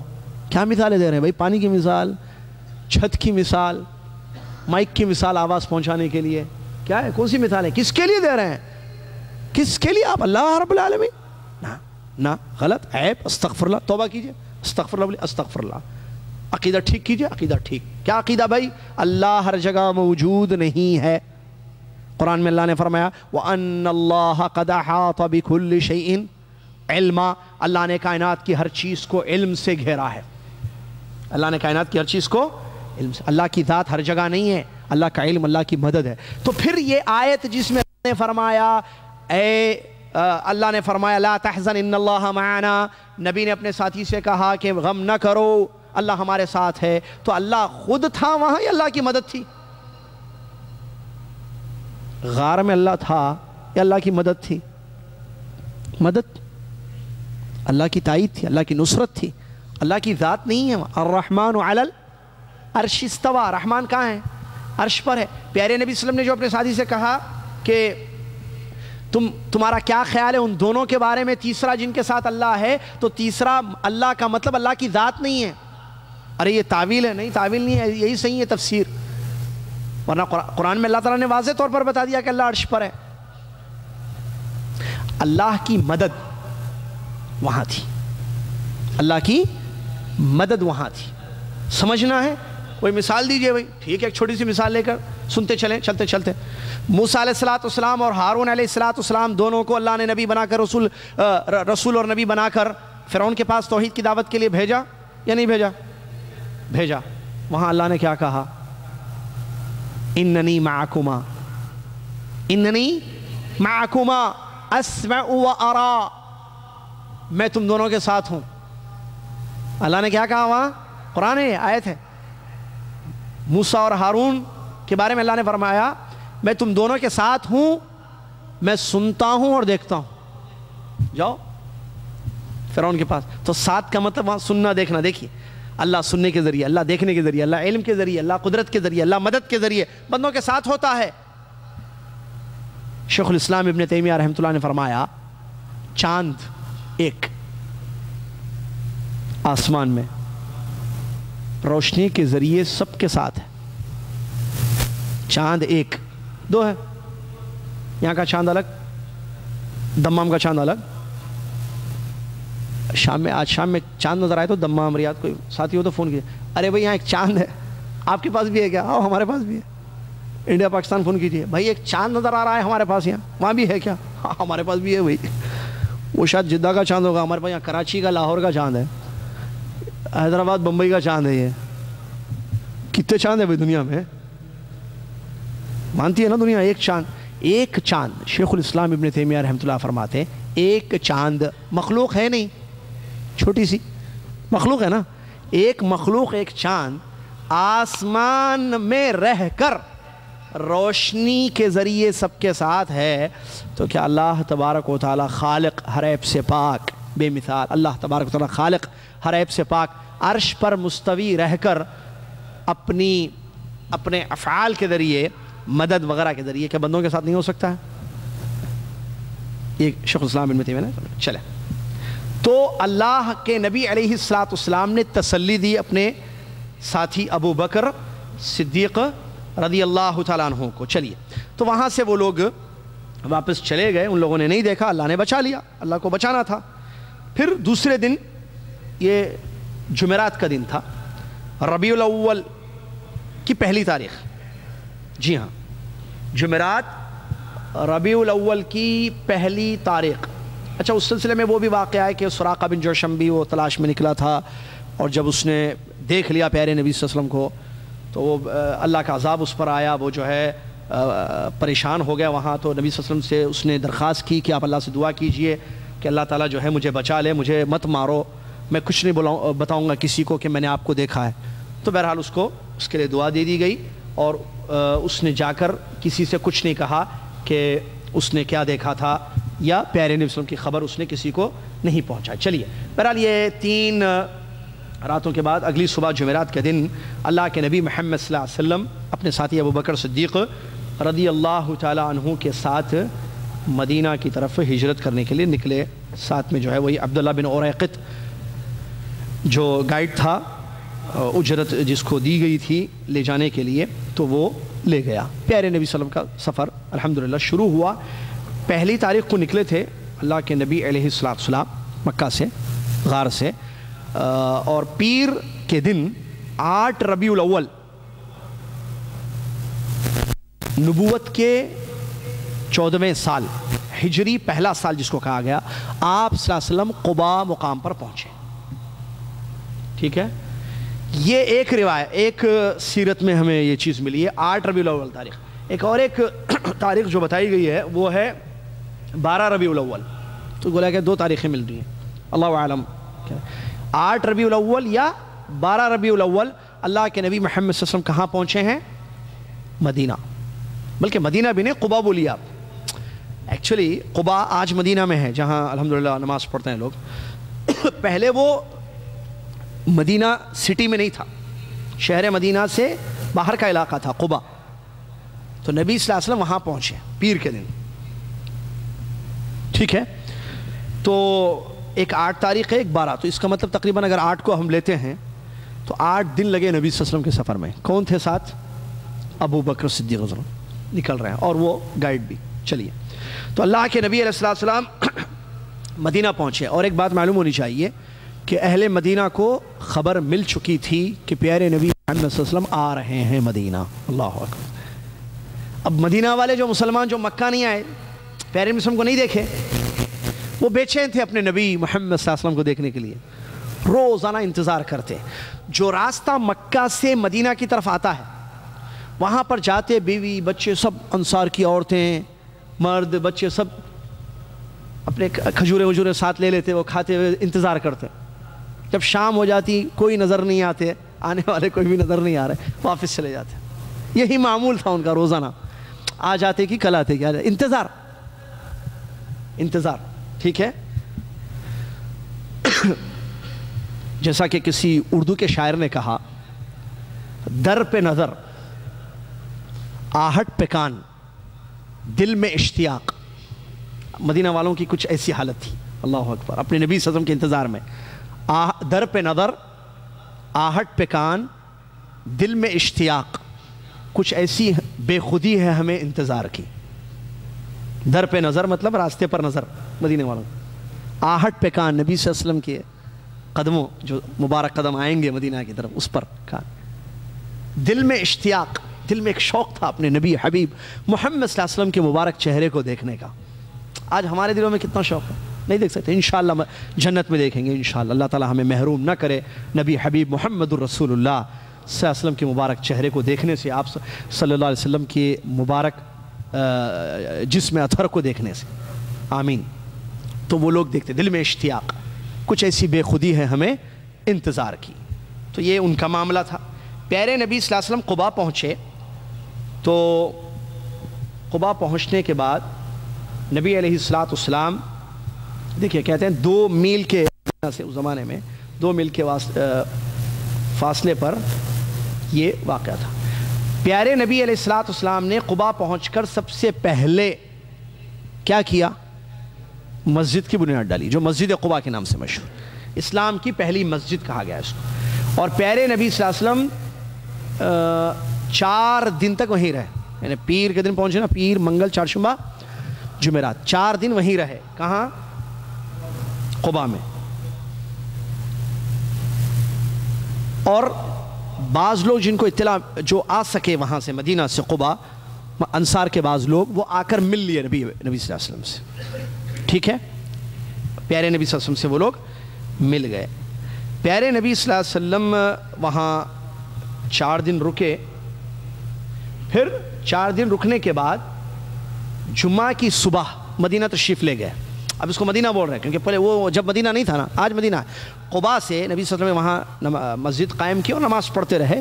اور جمعہ کی صبح، یعنی جیسے آج کی صبح، یہ جمعہ ہے نا، آج جمعہ کی صبح پیارے نبی صلی اللہ علیہ وسلم نکل گئے مدینہ کی طرف، قباء سے مدینہ کی طرف. راستے میں نماز کا وقت ہو گیا جمعہ کی. تو پیارے نبی صلی اللہ علیہ وسلم نے بن عوف کے علاقے میں، ان کی بستی میں، وہاں یہ بھی ایک قبیلہ تھا، وہاں آباد تھا. تو وہاں پیارے نبی صلی اللہ علیہ وسلم نے کیا کیا؟ وہاں پہنچ کر ایک مسجد بنائی. وہاں مسجد، ظاہر بات ہے مسجد کا یہ مطلب ایسی بڑی بڑی دیواریں، چھت، 1-2 مہینہ 6 مہینے میں مسجد بنتی، اس کو بولتے ہیں مسجد. مسجد کس کو بولتے ہیں بتائیے؟ نماز پڑھنے کی جگہ. جی میں دلیل دیتا ہوں حدیث سے. پیارے نماز پڑھنے کی جگہ کو کیا بولتے ہیں؟ مسجد. تو نبی صلی اللہ علیہ وسلم کے بارے میں آتا ہے کہ آپ نے کیا نام لیا تھا، بنی سالم بن عوف کے علاقے میں ایک مسجد بنائی اور وہاں جمعہ کی نماز پڑھی. تو مسجد بنائی کیا مطلب؟ پیارے مسلم جہاں جمعہ کی نماز پڑھے وہ مسجد ہے، وہ ایریا جہاں نبی صلی اللہ علیہ وسلم نے جو ہے، اور تقریباً جیسے آتا 100 لوگ آپ کے ساتھ تھے، نہیں 100 عفواً، ہاں وہاں کے لوگ جو تھے ان کے بارے میں آتا کہ وہاں پیارے نبی صلی اللہ علیہ وسلم نے خطبہ دیا، پہلا اسلام کا خطبہ تھا، اور نبی صلی اللہ علیہ وسلم نے جو ہے وہاں جمعہ کی نماز ادا کی. مسجد نماز پڑھنے کی جگہ کو کہتے ہیں. حدیث سے اس کی دلیل ملتی ہے. نماز پڑھنے کی جگہ یا سجدے کی جگہ، ظاہر بات چونکہ نماز میں سجدہ ہوتا ہے. پیارے نبی صلی اللہ علیہ وسلم کی ایک صحیح حدیث ہے، اللہ تبارک و تعالیٰ نے پوری زمین میرے لیے طہور اور مسجد بنا دی. ہے حدیث، جعلت لی الارض کلھا مسجدا و طہورا. صحیح حدیث ہے. اللہ پیارے نبی صلی اللہ علیہ وسلم کو کچھ خاص چیزیں لانے دی تھی جو کسی پیغمبر کو نہیں دی تھی، معلوم ہے نا آپ کو، آگے آئے گا انشاءاللہ اس کا بھی ذکر. تو ان میں سے خصوصیت جو ہمارے نبی صلی اللہ علیہ وسلم کو دیگر پیغمبروں کے علاوہ حاصل تھی وہ یہ، جعلت لی الارض کلھا مسجدا و طہورا. پوری زمین میرے لیے اور میری امت کے لیے ظاہر بات ہے مسجد اور طہور بنائی گئی. طہور یعنی پاک، مسجد یعنی سجدے کی جگہ، نماز. جہاں بھی زمین پاک، پانی نہ ملے تو آپ کیا کر سکتے ہیں؟ تیمم کر سکتے ہیں. زمین پاک کا ایک مطلب یہ ہے کہ اس زمین پر جو آپ نماز پڑھ سکتے ہیں. تو وہاں لفظ مسجد کا آپ نے استعمال کیا، جعلت لی الارض کلھا مسجدا، زمین پوری میرے لیے مسجد بنائی گئی ہے. تو اس کا مطلب جہاں نماز کا ٹائم ہو جائے گا نماز پڑھ لیں گے تو وہ کیا ہوگی؟ مسجد. تو مسجد سجدہ کرنے کی جگہ یا کہیں نماز پڑھنے کی جگہ. اچھا اب آج کل جو الحمدللہ چونکہ نماز اجتماعی جماعت کے ساتھ پڑھنا ہے تو اس کے لیے محلوں میں، شہروں میں، علاقوں میں ایک خاص جگہ بنائی جاتی ہے کہ اپنے اپنے گھروں سے نکل کر، جیسے یہ مسجد ابھی بیٹھے ہوئے ہیں تو مسجد. اور الحمدللہ اللہ تعالیٰ نے نوازا ہے، آج کا دور ماشاءاللہ کارپیٹوں کا دور، اے سیوں کا دور ہے، تو پختہ عمارت بنائی جاتی ہے اور اس کا نام مسجد ہے. ٹھیک ہے، تو یہ چیز ذہن میں رکھیں. تو وہاں اللہ کے نبی علیہ السلام نے خطبہ بھی دیا اور مسجد نماز جمعہ ادا کی، اور اس کے بعد اللہ کے نبی علیہ السلام مدینہ کی طرف نکل گئے. وہاں سے قریبی تھا کچھ فاصلے پر. تو پیارے نبی علیہ السلام مدینہ کی طرف روانہ. وہاں میں نے ابھی تھوڑی دیر پہلے بتایا تھا کہ لوگ انتظار کرتے تھے. ٹھیک ہے، دیکھتے تھے کہ کوئی آ رہا ہے، پیارے نبی وسلم آ رہے ہیں یا نہیں آ رہے ہیں، کب پہنچیں گے دیکھتے تھے. شام تک جب کوئی انسان ان کو نظر نہیں آتا واپس چلے جاتے. تو ایسے ہی معمول تھا. تاریخ میں ایک واقعہ آتا ہے کہ وہ لوگ نکلے، انتظار کیے، ٹھیک ہے، اور جب دیکھے کہ کوئی نہیں آیا تو وہ واپس لوٹ رہے تھے کہ ایک یہودی نے خبر دی. وہ یہودی ایک ٹیلے پر چلتا تھا، اس کا ایک ٹیلا تھا، اوپر چڑھتا تھا. اس نے دیکھا کہ کوئی سفید کپڑوں میں آ رہے ہیں 2 لوگ. تو اس نے کہا کہ اے مدینہ والو، اے عربو، تمہیں شاید جس کا انتظار ہے وہ پہنچ رہے ہیں. یہ لوگ خوش ہو گئے. اب انہوں نے دیکھا تو 2 لوگ آ رہے ہیں. اب دونوں میں رسول کون ہے؟ ایک ابو بکر ہے، ایک محمد صلی اللہ علیہ وسلم ہے. وہ لوگ مدینہ والے بے چین تھے کہ بھئی ان دونوں میں رسول کون ہے جس کا ہمیں انتظار ہے. کیا مطلب رسول صلی اللہ علیہ وسلم کو نہیں، کیا رسول صلی اللہ علیہ وسلم کو اسپیشل کپڑوں میں کچھ اسپیشل چیزیں، لیکن سادگی تھی. یہ ایک واقعہ، ایسے بہت سارے واقعات ہیں حدیثوں میں. عرابی، جیسا کہ آتا ہے روایت حدیثوں میں، عرابی بدو آتا، پیارے نبی صلی اللہ علیہ وسلم صحابہ کے ساتھ بیٹھے رہتے مدینہ میں، پوچھتا من منکم محمد، تم میں محمد کون ہے صلی اللہ علیہ وسلم. یہ ہے ہمارے نبی صلی اللہ علیہ وسلم کی زندگی. آج ٹوڈے ہماری لائف کیسی ہے؟ دا اسپیشل، میں سب سے الگ رہنا، میرے ہسبینڈ سب سے الگ دکھنا، اسپیشل. پیسے ہے بھائی، فل دولت ہے تو ہر چیز اسپیشل رہنا، اوپر سے نیچے تک. ریاکاری کوٹ کے بھری ہوئی ہے، نعوذ باللہ. میرے کہنے کا یہ مطلب نہیں ہے کہ پیسے خرچ نہیں کرنا چاہیے، نہیں، پیسے خرچ کرنا چاہیے، گاڑی خریدنی چاہیے، کپڑے خریدنے چاہیے، پہننا چاہیے اچھے سے، وَأَمَّا بِنِعْمَةِ رَبِّكَ فَحَدِّثْ، لیکن ریاکاری نہیں ہونی چاہیے، میں دکھنا، لوگاں دکھتے پہچان لینا، ارے انہوں چھوں گے، ایسا یہ نہیں ہونا چاہیے. سادگی، زندگی میں سادگی آنی چاہیے. مومن سادہ ہوتا ہے، متکبر، گھمنڈی، ریاکار نہیں ہوتا ہے. اب آپ کو معلوم کہ کیسے پہچانا مدینہ والوں نے؟ ابو بکر صدیق رضی اللہ عنہ یہ ہیں اور یہ محمد صلی اللہ علیہ وسلم ہے. ان لوگوں نے جب یہ دیکھا کہ ابو بکر صدیق رضی اللہ عنہ نے پیارے نبی صلی اللہ علیہ وسلم پر سایہ کر رہے ہیں، سر پر دھوپ کی روشنی لگی پیارے نبی صلی اللہ علیہ وسلم کو، تو اس دھوپ کی روشنی سے بچانے کے لیے سایہ کیا ابو بکر صدیق رضی اللہ عنہ نے. تو لوگوں نے کہا کہ یقیناً یہی نبی ہو سکتے ہیں، کیونکہ یہ ان کی خدمت کر رہے ہیں اور نبی کی خدمت کرنی چاہیے صلی اللہ علیہ وسلم. ان لوگوں نے پہچان لیا. بہرحال اب ہر کوئی میرے پاس مہمان، اللہ اکبر، اللہ کے مہمان، نبی، پیغمبر، امام الانبیاء محمد الرسول صلی اللہ علیہ وسلم. اچھا ساتھ میں اونٹنی بھی تھی وہاں جو آ رہے تھے. تو اللہ کے نبی علیہ السلام کو ہر کوئی چاہتا تھا کہ وہ آپ کے گھر پیارے نبی صلی اللہ علیہ وسلم رکیں اور مہمان نوازی کا شرف ان کو حاصل ہو. اللہ کے نبی علیہ السلام نے جب دیکھا کہ لوگ انصار مدینہ والے جو ہے چاہ رہے ہیں کہ میں ان کے پاس رکوں، تو اللہ کے نبی صلی اللہ علیہ وسلم نے فرمایا کہ اترکوہا انہا مأمورا. وہ کیا کر رہے تھے؟ اونٹ کی نکیل ہوتی ہے نا، وہ پکڑنا چاہتے تھے. ہمارے پاس چلیے، اللہ کے سامنے ہمارے گھر میں چلیے، ہمارے گھر میں چلیے. یہ مہمان نوازی کا عالم تھا. بولنا نہیں بولیں گے تو کیا ہے؟ زندگی گزارنے کے سنہرے اصول چاہیے نا. نبی صلی اللہ علیہ وسلم کے وارث کون ہیں؟ علماء. نبی صلی اللہ علیہ وسلم کے وارث علماء ہیں. علماء کی مہمان نوازی کا کیا عالم ہے، تفصیل ضروری ہے بتانے کی. کیا حال ہے؟ ایک دوسرے کی مہمان نوازی کا کیا عالم ہے، جس مہمان نوازی پر اسلام نے ابھارا ہے، بتانے کی ضرورت نہیں ہے. کبھی گزرے تو آ جائیے، بیل مارے، دروازہ کھولے، کون نہیں پہچانا میں؟ جی بولیے. اچھا آئیے تشریف لائیے. چائے پیتے یا جوس پیتے آپ؟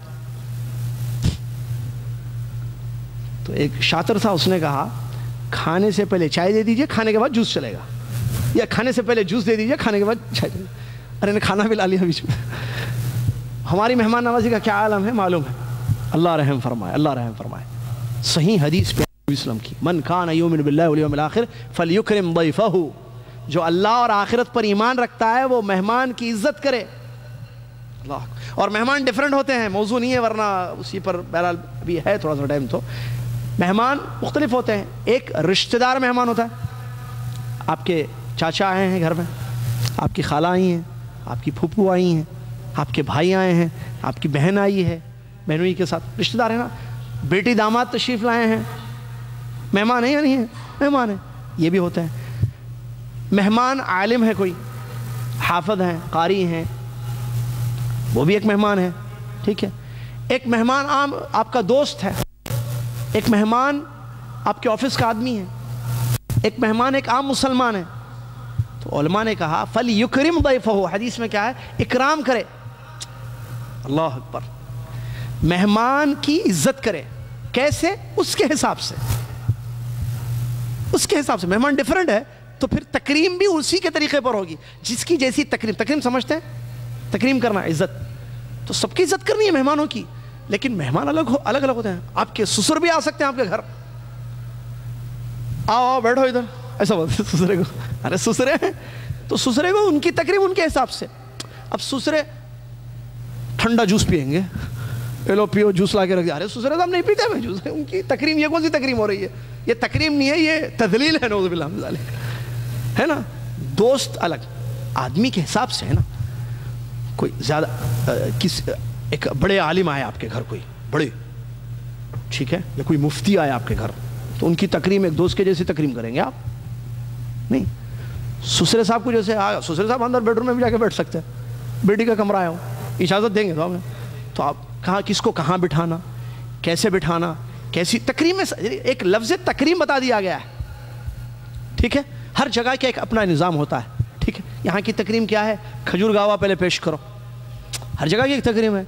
کہیں ہم جہاں مالیگاؤں میں ہم پڑھتے تھے انڈیا میں، وہاں پہلے چائے دیتے، پہلے تکریم یہ ہے اس کے بعد کھانا کھلاتے ہیں. بہرحال ہر ایک کا الگ الگ ایک طریقہ کار ہوتا ہے. تو بہرحال یہ اپنی جگہ جو ہے یہ ضیافت کے مسائل ہیں، اسلامی تعلیمات میں سے ہیں، ہم مسلمان ہیں، امت محمد میں سے ہیں، پیارے نبی صلی اللہ علیہ وسلم کی حدیثوں پر عمل کرنا چاہیے، مہمان کے حساب سے اس کی تکریم اور اس کی عزت کرنی چاہیے. اللہ تعالی ہم سب کو اسلام پر عمل کرنے والا مسلمان بنائے. آمین. تو اللہ کے نبی صلی اللہ علیہ وسلم نے فرمایا چھوڑ دو، دعوہا انہا مأمورہ، اونٹنی کو چھوڑ دو، اس کو حکم دیا گیا ہے، یہ وہیں بیٹھے گی جہاں اس کو حکم ملا ہے. اللہ اکبر. وہ معروف ہیں، جانتے ہیں آپ، ابو ایوب انصاری رضی اللہ تعالیٰ عنہ ہیں، جن کے نصیب میں الحمدللہ یا اللہ تعالیٰ نے جن پر فضل کیا اور ان کو میزبان رسول بنا دیا. پیارے نبی صلی اللہ علیہ وسلم کی اونٹنی وہاں پر رکی اور نبی صلی اللہ علیہ وسلم جو ہے ان کے گھر مہمان ٹھہرے.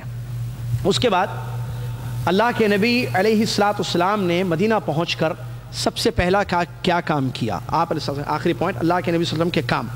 پیارے نبی صلی اللہ علیہ وسلم نے کچھ اہم کام مدینہ میں انجام دیے. اس میں سب سے پہلا کام مسجد نبوی کی تعمیر، دوسرا کام اذان کی مشروعیت، اذان، تیسرا کام مہاجرین اور انصار کے درمیان بھائی چارگی کو قائم کرنا، اخوت اسلامیہ کو قائم کرنا اور اوپر ان کو مانا. 3 بڑے اہم جو ہے سیرت میں، اور بھی دیگر کام ہوئے ہیں لیکن یہ خاص طور سے قابل ذکر ہے.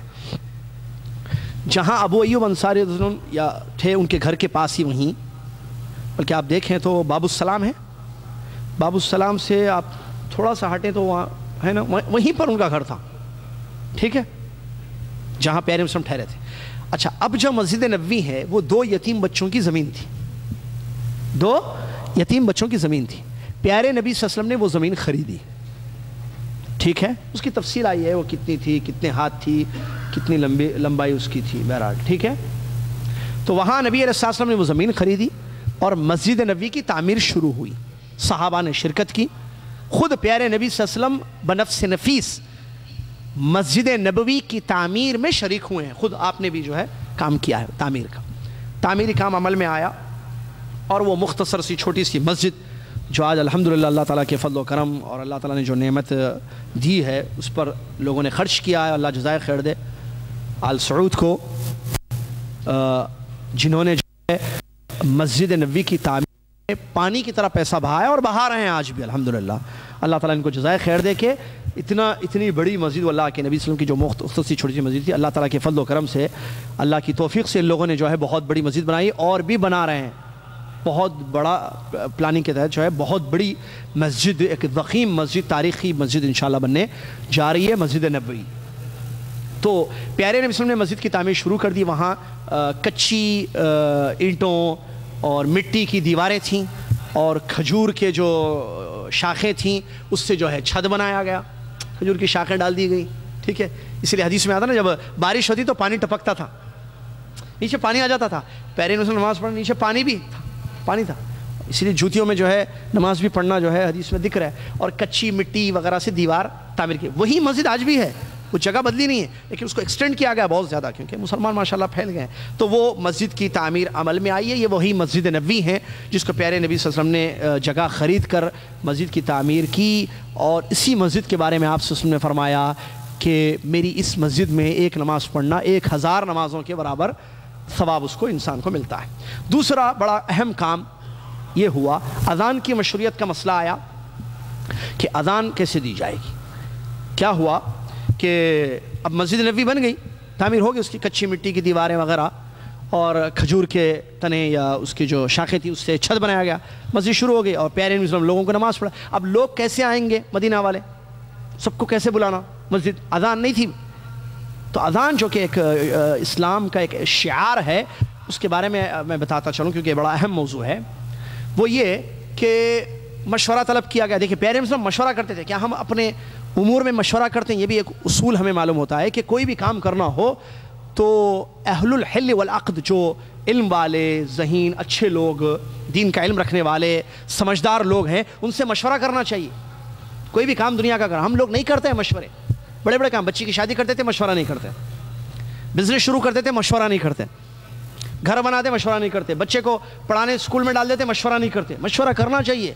دیکھیے لوگوں کو مسجد میں بلانے کا ایک موضوع تھا کہ لوگوں کیسے مسجد میں آئیں گے, لوگوں کو کیسے پتہ چلے گا کہ نماز کا وقت ہو گیا ہے. مشورہ طلب کیا نبی صلی اللہ علیہ وسلم نے, صحابہ تشریف فرما. عمر رضی اللہ عنہ نے مشورہ دیا کہ ایسے کرتے ہیں کہ ایک آدمی کو مقرر کریں گے, وہ جائے گا جو ہے لوگوں کو جا کر کہے گا بھائی چلیے نماز کا وقت ہو گیا, چلیے نماز کا وقت ہو گیا, ہر گھر پر جائے گا. اچھا مدینہ وہ آج کا مدینہ نہیں تھا کہ لاکھوں لوگ وہاں آباد ہیں, نہیں, مختصر مدینہ تھا وہ. ایک آدمی گھوم کر جو ہے لوگوں کو نوک کر کے گھروں پر دستک دے کر بتا سکتا تھا کہ مسجد میں آ جاؤ. تو پیرنٹس نے کہا کہ ٹھیک ہے ایسے ہی کرتے ہیں, تو ایسے ہی ہوا, یہ مشورہ قبول کیا گیا. عبداللہ بن زید رضی اللہ عنہ ایک صحابی ہیں, انہوں نے خواب میں دیکھا, نہیں عفواً عمر رضی اللہ عنہ نہیں ہے وہ جنہوں نے مشورہ دیا, دوسرے صحابی ہیں. ایک دوسرے صحابی ہیں جنہوں نے مشورہ دیا تھا کہ کسی ایک شخص کو مقرر کیا جائے, لوگوں کو جا کر نماز کے وقت کی اطلاع دے دے اور لوگ آ جائیں گے نماز پڑھنے کے لیے. یہ صحابی کے مشورے پر عمل ہوا, الحمدللہ شروع ہوا. عبداللہ بن زید رضی اللہ عنہ نے خواب دیکھا. کیا خواب دیکھا؟ اذان سکھائی گئی ہے خواب میں. اذان کے جو الفاظ ہیں یہ انہوں نے خواب میں دیکھے کہ کوئی شخص ان کو کہہ رہا ہے کہ خواب دیکھا ہے کہ کوئی شخص انہیں کہہ رہا ہے کہ ایسے کرو, ایسے بولو اونچی آواز سے, اللہ اکبر اللہ اکبر اللہ اکبر اللہ اکبر اشہد ان لا الہ الا اللہ اشہد ان لا الہ الا اللہ. تو لوگوں کو پتہ چل جائے گا کہ بھئی اس کا مطلب یہ بلایا جا رہا ہے ہمیں نماز کی طرف, لوگ نماز کو آ جائیں گے. تو اللہ کے نبی صلی اللہ علیہ وسلم کے سامنے انہوں نے خواب ذکر کیا. صحابہ کی عادت مبارکہ تھی, عادت تھی کہ وہ لوگ کچھ بھی دیکھتے خواب میں تو رسول اللہ کے سامنے ذکر کرتے, پھر نبی صلی اللہ علیہ وسلم جو حکم دیتے وہ ہوتا. تو اللہ کے نبی علیہ السلام نے یہ سنا, کہا کہ یہ اچھا ہے تو ہم ایسے ہی کرتے ہیں.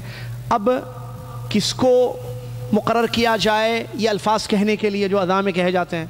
بلال حبشی رضی اللہ عنہ. کیوں؟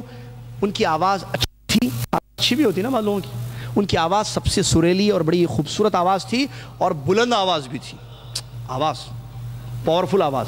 تو ان کو مقرر کیا گیا. پیارے نبی صلی اللہ علیہ وسلم نے جیسی نماز کا وقت شروع ہوا, نبی صلی اللہ علیہ وسلم نے بلال سے کہا کہ جاؤ. بلال ایک اونچائی پر کھڑے ہوتے رضی اللہ عنہ, اور اذان کے کلمات انہوں نے پہلی اذان شروع کی, اللہ اکبر اللہ اکبر اللہ اکبر اللہ اکبر, اللہ سب سے بڑا, اللہ سب سے بڑا. اذان کے ترجمہ دیکھیں, اشہد ان لا الہ الا اللہ, میں گواہی دیتا ہوں کہ اللہ کے سوا کوئی سچا معبود نہیں ہے. اس کے بعد نبی صلی اللہ علیہ وسلم کے چہرے کو دیکھ کر, سامنے تھے نبی صلی اللہ علیہ وسلم, اشہد ان محمد رسول اللہ, میں گواہی دیتا ہوں کہ محمد اللہ کے رسول ہے. کیا بات ہے, نبی صلی اللہ علیہ وسلم کو دیکھ کر کہتے تھے. اسی لیے میں یہ کیوں کہہ رہا ہوں, اس لیے کہ پیارے نبی صلی اللہ علیہ وسلم کی جب وفات ہوئی تو اذان جب بلال دینے گئے بے ہوش ہو گئے پیارے نبی صلی اللہ علیہ وسلم کی محبت میں. اشہد محمد رسول اللہ میں محمد ہی نظر نہیں آ رہے, سامنے نہیں ہے محمد صلی اللہ علیہ وسلم, بے ہوش ہو جاتے, بیمار ہو گئے. اور انہوں نے کہا کہ مجھ سے برداشت نہیں ہو رہا, وہ مدینہ سے باہر چلے گئے. یہاں رہوں گا, مجھے یاد آ رہی ہے, بار یاد آ رہی ہے ہمارے نبی محمد, وہ باہر چلے گئے. عمر ابن خطاب رضی اللہ عنہ نے اپنے دور میں ان کو کہا کہ اذان ہمیں بلال کی اذان چاہیے رضی اللہ عنہ, بلایا گیا ان کو. بہرحال یہ بات کا واقعہ ہے. تو انہوں نے اذان دی تو عمر ابن خطاب رضی اللہ عنہ دوڑتے ہوئے مسجد نبوی تشریف لائے اور انہوں نے کہا کہ اللہ کے نبی صلی اللہ علیہ وسلم میں نے خواب میں یہی دیکھا ہے, یہی الفاظ یہ جو کہہ رہے ہیں. تو اللہ کے نبی صلی اللہ علیہ وسلم نے اس کو پھر فائنل کر دیا, مقرر کر دیا کہ بس جب بھی نماز کا وقت ہوگا سٹارٹ, بلال اونچائی پر کھڑے ہو کر لوگوں کو اذان دیں گے اور لوگ اذان سن کر انشاءاللہ مسجد آ جائیں گے اور نماز کے لیے اقامت ہو. یہ اذان تھی. اقامت کا کیا مسئلہ تھا؟ پیارے نبی صلی اللہ علیہ وسلم جب تشریف لاتے اقامت ہوتی. یہ بات ذہن میں رکھنا چاہیے. ہم نے جو وقت مقرر کیا ہے نا, یہ 15 منٹ 20 منٹ, یہ ایک اپنی سہولت کے لیے ہے. آپ اس کو بڑا اور گھٹا بھی سکتے ہیں. بعض جگہ 15 منٹ کی جگہ ظہر 20 منٹ رکھتے ہیں لوگ, مرضی آپ کی. بھائی کاروباری لوگ ہیں 20 منٹ, بعض جگہ 10 منٹ میں جماعت ٹھہری, نہیں بھائی جلدی کرنا ہے اور 10 منٹ میں ٹھہر دو. یہ اقامت جو ہے فکس نہیں ہے حدیث سے کہ 15 منٹ کے بعد اقامت دو, 20 منٹ کے بعد دو. یہ مسئلہ ذہن میں رکھیں. اقامت کب کہنی چاہیے حدیث میں کیا ہے؟ جب امام مصلی پر آ جائے. جیسے امام آئیں گے, آپ دیکھیں یہاں ہوتا ہے الحمدللہ عمل, لیکن ہمارے پاس نہیں, ایسا گھڑی دیکھتے ہیں. کہاں ہیں جی امام صاحب؟ ارے سیلری کٹ کرنا ضروری ہے, ایکشن لینا پڑتا. جاہل, دنیا سے نہ, دین سے ناواقف, پیشمام امام جس کو آپ نے امام بنایا, جس کے پیچھے آپ نماز پڑھتے ہیں, وہ اچھا ہے اس لیے سامنے رکھتے ہیں نا اس کو. آپ اچھے ہوتے تو آپ سامنے جاتے تھے, سامنے کس کو رکھتے ہیں؟ اس کی امامت میں پڑھ رہے ہیں اور حکم اور ایسا آرڈر چلاتے ہیں جیسے گھر کا کام کرنے والا خادم ہے، نعوذ باللہ من ذالک۔ اللہ سے ڈرنا چاہیے لوگوں کو۔ علماء کی، اہل علم کی عزت نہیں ہے، ایک مسلمان کی عزت ایک مسلمان پر واجب ہے۔ وہ تو عالم ہے، قاری ہے، حافظ ہے، امام ہے مسجد کا، آپ نے مقرر کیا اس کو۔ تنخواہ دینے کا یہ مطلب نہیں ہے کہ گھر کا خادم ہے آپ کا، جیسے چاہے بولا ایسا دیکھتے ہیں، ارے کیا 15 منٹ 16، چلو جی نماز پڑھو، دوسرے سب کو چلو آپ آگے بڑھو نماز پڑھو۔ امام 1 منٹ کے بعد پھر آ گیا، ارے دیکھا تو نماز ٹھہر گئی۔ اب امام بھی ڈرتا ہے، اللہ اب سلام پھیرتے، ادھر آؤ، کیا ہے یہ 1:15 تک بھی غائب ہیں آپ؟ 1 بجے رہنا بولا تھا میں، اذان شروع ہوتے مسجد میں رہنا۔ حکمرانی کیوں دیتے؟ متولی جی ابھی نو جی جی بول کے ان کو خراب کرے، انہوں بولا نہیں، میں کیا بولا تھا، نہیں سن رہے آپ، یہ بول کر جو انہوں بھی خراب، دونوں اللہ رحم۔ ان کو چاہیے کہ اپنا مقام اپنا مرتبہ رکھیں ائمہ مساجد، اللہ تعالیٰ۔ تو بہرحال پیارے نبی صلی اللہ علیہ وسلم کو دیکھ کر اقامت کہی جاتی ہے، اور یہی سنت کا طریقہ ہے۔ تو دوسری یا آخری چیز جو بتانی ہے آپ کو وہ یہ بڑی اہم، وہ اللہ کے نبی صلی اللہ علیہ وسلم نے مہاجرین اور انصار کے درمیان جو ہے ایک بھائی چارگی قائم کر دی، جو کہ بہت اہم ہے، بہت اہم موضوع ہے۔ وقت چونکہ ہو چکا ہے، میرے خیال سے یہاں روکنا چاہیے اس کو، کیونکہ یہ بہت اہم پوائنٹ ہے کہ کس طریقے سے پیارے نبی محمد صلی اللہ علیہ وسلم نے انصار اور مہاجرین کے درمیان، مسلمانوں کے درمیان اخوت اور بھائی چارگی قائم کی، جس کی مثال قیامت تک نہیں مل سکتی ہے۔ اس پوائنٹ سے اگلی کلاس ہم انشاءاللہ شروع کریں گے، جو سورہ حشر کی آیت بھی ہے، انشاءاللہ اسی سے ہم سٹارٹ کریں گے۔ آیت پڑھ کر میں اپنی بات کو ختم کرتا ہوں۔ اللہ تعالیٰ نے فرمایا وَالَّذِينَ تَبَوَّأُوا الدَّارَ وَالْإِيمَانَ مِنْ قَبْلِ يُحِبُّونَ مَنْ هَاجَرَ إِلَيْهِمْ وَلَا يَجِدُونَ فِي صُدُورِهِمْ حَاجَةً مِّمَّا أُوتُوا وَيُؤْثِرُونَ عَلَىٰ أَنفُسِهِمْ وَلَوْ كَانَ بِهِمْ خَصَاصَةٌ۔ سورہ حشر کی آیتیں ہیں جو انصار مدینہ والوں کی تعریف میں اللہ تبارک و تعالیٰ نے اتاری ہیں۔